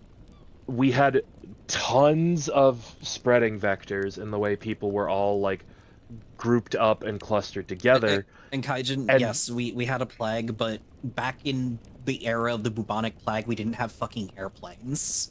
Yeah. And, like, that's why boats were the biggest vector for the bubonic plague. Because rats would stow away on it, yeah. Yeah, it took one sick guy or one infected rat getting on a boat, and the minute that boat got where it was going, everyone was fucked. Yeah. And it's the same thing with planes now. Like, if one sick person gets on a plane and then gets off somewhere, he's infecting people. Like, genuinely, with the COVID example, if we had the same level of technology as medieval Europe, it probably would have stayed limited to Europe and China, with maybe some, like, Africa. And so, if you take that even further back to before we invented sea travel, to before we invented the wheel in some cases, there's when no did we way... invent the wheel? I gotta know that. Like, the wheel as in, like, a usable mode of transport, I suppose I should say. Oh, no, that's fair. Well, yeah, our bottleneck predates the wheel, apparently. At least our first found wheel. Well, there we go, yeah. So, like, there's no way we were spreading these it dudes that were far. on foot. Maybe on horseback. There's no way we reduced the population down to 900,000 due to travel-based plague. Yeah. Because, like, usually with a plague, it finds a community, it wipes out that community. And unless there's someone in close contact. But, like, this happened in such a short geological time. Yeah. And, like, one of my favorite theories is one of the ones that's sounds the most sci-fi while still being plausible, and it's that a star exploded. There was a star just close enough to the Earth that its explosion caused a massive uptick in global temperatures, which caused humans to experience a bottleneck. And then the question would become, why didn't everything else experience a bottleneck too? I was gonna say, yeah, that's kind of the big crux of that problem, is humans aren't especially susceptible to, like, temperature changes more than any other mammal. But that's the crux of the issue with the human bottleneck on all fronts. Is why it only hit us, yeah. Yeah, or mostly anything, hit us. anything that would have bottlenecked humanity at that point in time should have bottlenecked everything. Yeah. And we do know that there was effectively a mass extinction event around the same time. There, But a lot not made like, it through too. yeah, not a mass extinction event like the meteor hits the Earth, but like for some reason, Fun fact: the Cretaceous extinction event isn't even the worst extinction event the Earth has faced. yeah, like around the same time as the human bottleneck, a lot of species just disappear. Like they just stop. Yeah. We have like fossil records of them existing like long before the bottleneck, but we have no records of them existing during the bottleneck. Yeah. So And they're this bottleneck just was gone. roughly 1 million years ago. Yeah. And it's not flooding because there's no geological flood proof Yeah. at the time. It can't be anything like mass die off of plant life because Yeah. we'd have proof of that as well, and we don't. So I end up thinking like the thing that makes the most sense to me is massive temperature shift. And since we weren't exactly pumping greenhouse gases into the air, It couldn't have been human-made. Yeah, I get yeah, you. so I go with solar explosion. Because, like, listen, any amount of animals on the planet will contribute, like, methane gas, blah, blah, blah. Like, every animal raises the temperature by technicality. Yeah. What we're seeing in modern days is, like, on crack. A single factory in a single day puts out more greenhouse gas than an entire city of humans could just by themselves, like by just being alive. It could have also been a magnetic pole shift, and I think the other kind of issue with a temperature shift, not because I don't think it's impossible, but humans, ever since we've been humans, if we didn't like build our own structures to live in, we liked finding caves, which are very temperature controlled. That's true. And it could have been a magnetic pole shift, Tyrannus, you're right. The issue is that like Earth has experienced one magnetic pole shift within like records we're able to confirm. So we don't know what actually happens when one goes off. And as far as we know, all it'll do is change your compass around. Yeah, because that's kind of the issue. Is like, well, scientifically speaking, we have no reason to believe it would actually affect life at all. And if it did, it might like confuse some birds and sea turtles for a bit, basically. Yeah, but there is a chance that the mechanics that cause a pole shift are more drastically impactful on the environment than we know, because we literally just don't have anything that could tell us. And like the what last pole shift is so far You know out. what the weirdest part about all of this is? I have to Google something now. Yeah. So, when was this? Okay, so we also know there was a massive climate change event that we lived through. The African humid period. Have you heard of the cave swimmers? Yeah, that's true. There used to be forests and water in the middle of the Sahara. And we lived through the Sahara becoming the Sahara.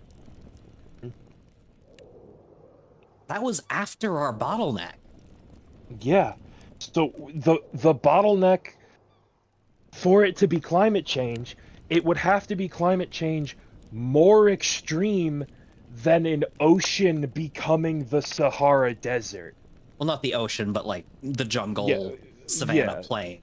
Like a lush tropical like wetland area becomes the Sahara Desert. Yes. It would have to be there harsher used to be than a that. lake. A lake called Lake Mega Chad. Great name, by the way.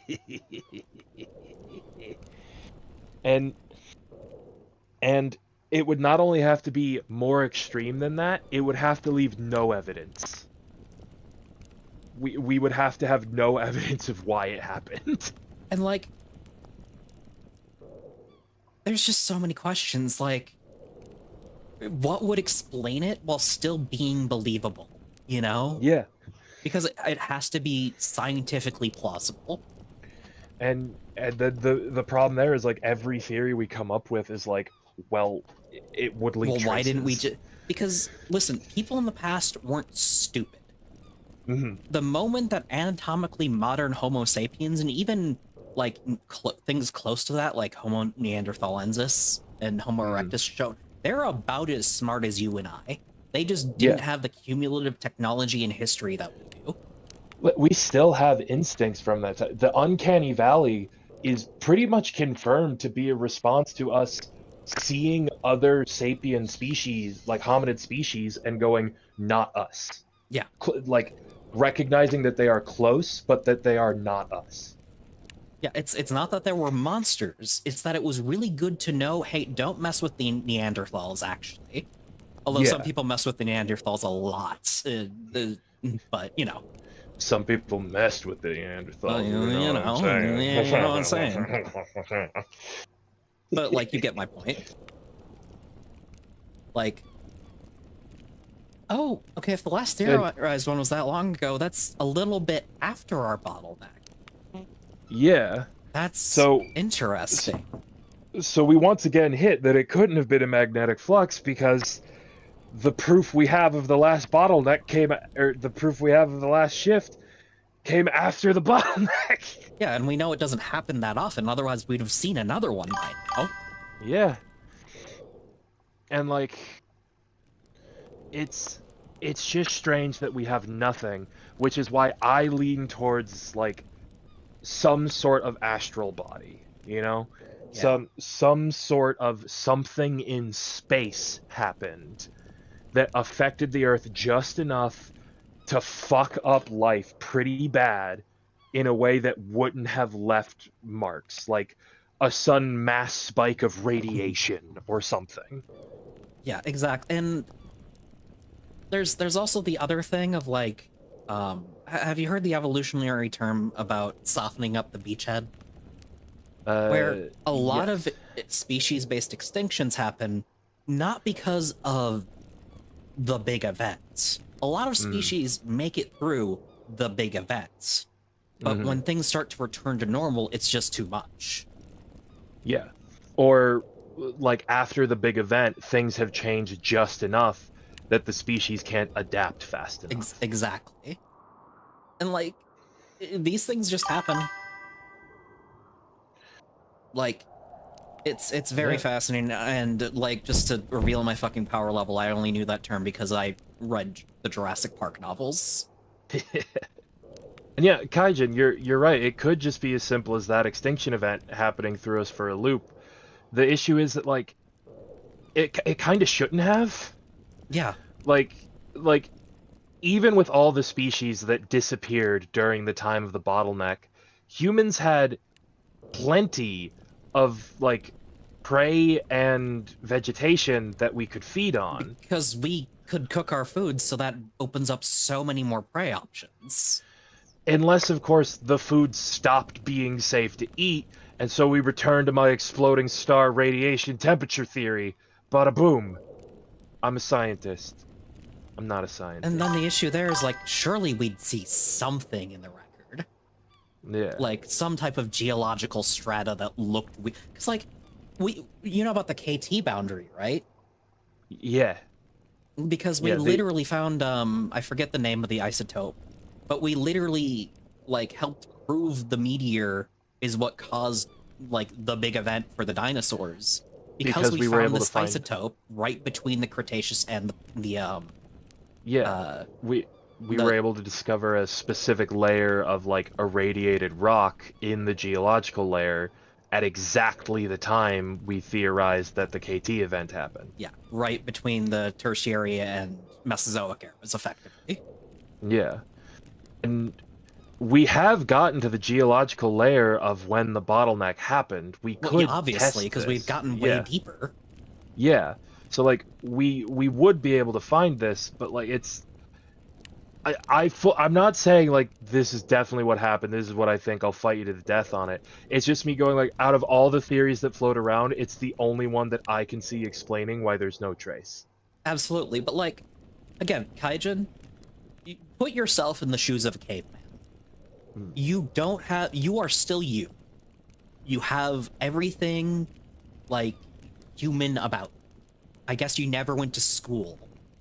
But, like, you'd be smart enough to go, oh, what people are eating is clearly what's killing them. I'm not gonna eat that. Or, oh, it's way too fucking hot out. Let's go hide in a cave where it's cooler. You know? Yeah.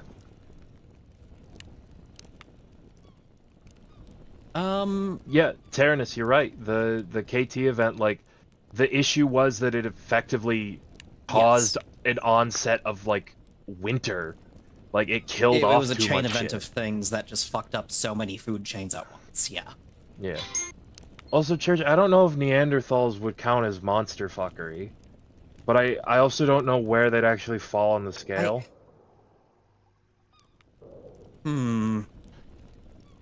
That's a good question. It's like, I don't know, like, there's a difference between would you fuck a vampire and would you fuck a caveman, you know? Yeah, because, like, fucking a caveman, like, it feels weird, not because it's not a person, but because it's an especially dumb one.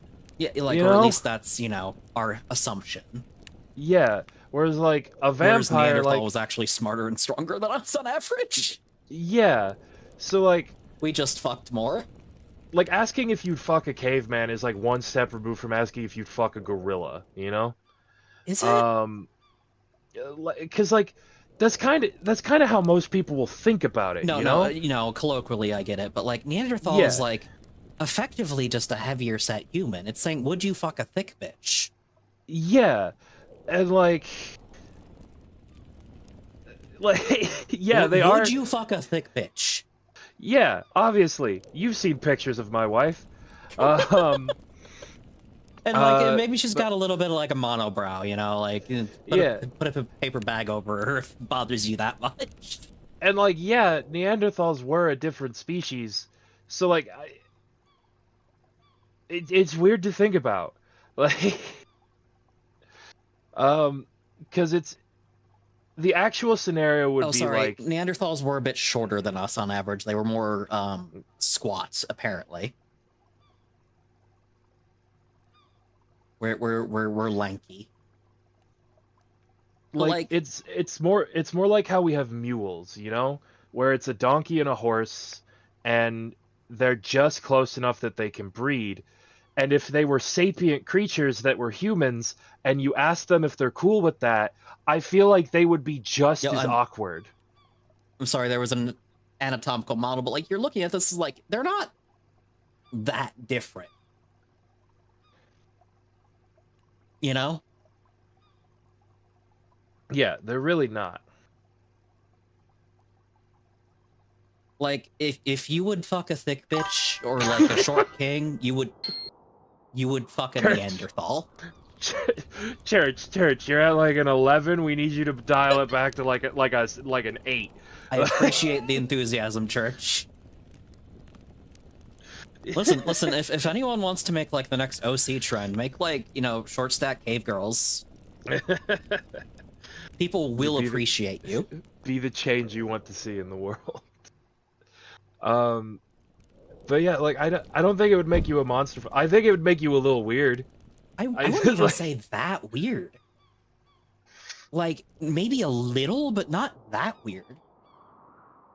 You know? Yeah. And by little, I mean like maybe 1% more weird than someone with a very specific taste. You know? Yeah. Where it's like, oh yeah, I like, you know, built short kings. Okay, you're not that different from someone who would fuck a Neanderthal. Yeah. And like, that's not a character judgment, it just means you're outside the norm. But, you know, there's a reason why, like, even the highest percentage of Neanderthal DNA is still pretty low in human populations. Yeah. But like, yeah, And- it's. Oh, sorry. Like, it's just... I say it would make you a little weird because there would be people going like, you understand that's an entirely different species, right? Like... Yeah, but like, we're in like the we would fucking alien fandom here, Zero. Like, That's true. That's true. that's not even a whole different species. That's a whole different planet. Yeah, clap them alien cheeks. Like, as much as like, sure, it's weird to normal people, we're in the circles of the internet said, yeah, we'd fuck an alien. Yeah. And if And, you'd like- fuck an alien, saying you'd fuck a Neanderthal is nothing. Yeah, because, like, it... Just like with the caveman question, it really just comes down to the fact that, like, by modern standards, they're so stupid that I couldn't feel good about it, you know? Now, to be fair, Neanderthal specifically was smarter than us, presumably. Yeah, but They we had don't... a larger brain case. Just so if one was raised in a human society, Yeah, smarter than Homo erectus does not mean as smart as modern human. well, no, like I mean smarter than modern humans. Okay, They had fair, they had a because, like, larger brain case than us relative That's to their fair. body size.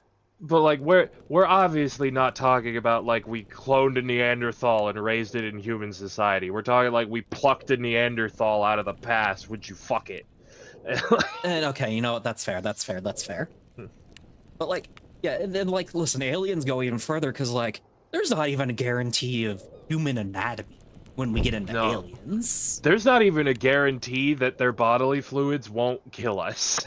Yeah, there's not a Like- guarantee that they will exist on our plane of reality. Like, I always like pointing to Mass Effect where they go like, "Hey, yeah, if this species exists on a different protein strand from the one we evolved out of, everything about their biology would be obscenely toxic to us."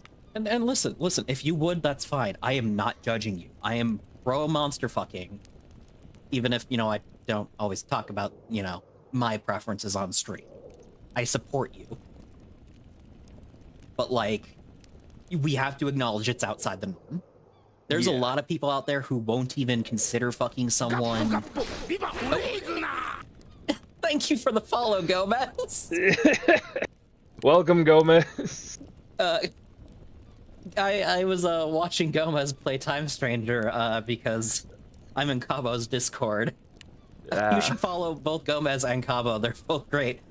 Welcome to the shit show, Gomez. Well, we've been talking about evolution and caveman and stuff, and it started getting horny. Would in you here. fuck a Neanderthal? Would you fuck a Neanderthal? Neanderthal?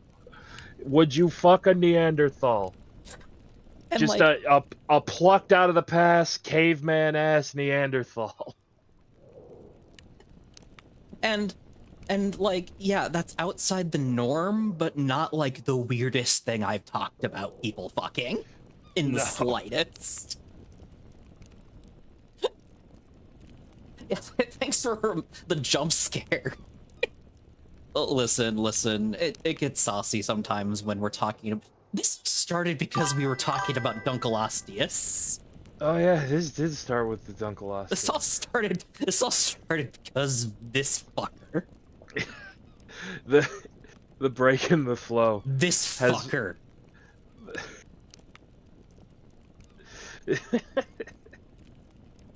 This fucker started all this.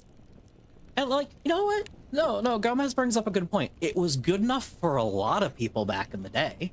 That's true. Like a substantial enough people that a lot of Europeans and Russians have more Neanderthal DNA than the average person.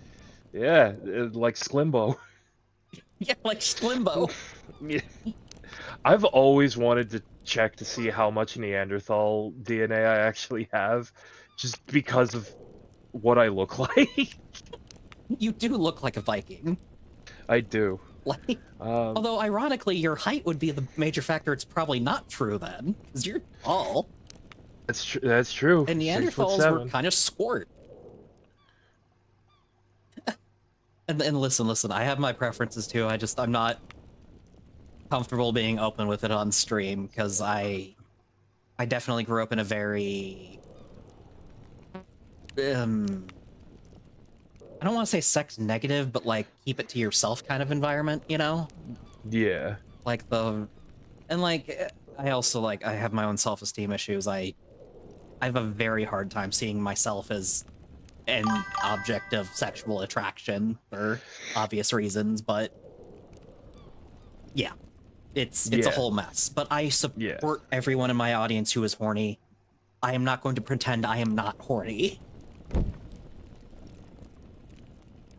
It's just, you know, I'm not very comfortable being super openly horny, if that makes Yeah. sense. Yeah. Ugh. Also the break in the flow, like I'd gotten into the convo, and the fucking combo breaker happened, and I am reminded of how tired I am. So To be I'm gonna fair, I go should take a probably nap. be wrapping up my stream soon too. All right, goodbye, everybody. Later, Zero. Let's see who Later. we can raid, because I don't know if I could go back to just grinding fish after that conversation that went on for an hour and a half. But I had a lovely time. And like I said, unfortunately, I do have to cancel stream tomorrow because, well, real life stuff happened. It's, yeah, but anyways, let's see who we can raid. No, we're on a horny streak. I think I know who we can, I think I know who we can raid. Give me a second. Bolts has been playing for a little bit and is playing Time Stranger and is very pro horny, so I'll send you to Bolts. Alrighty. Alright.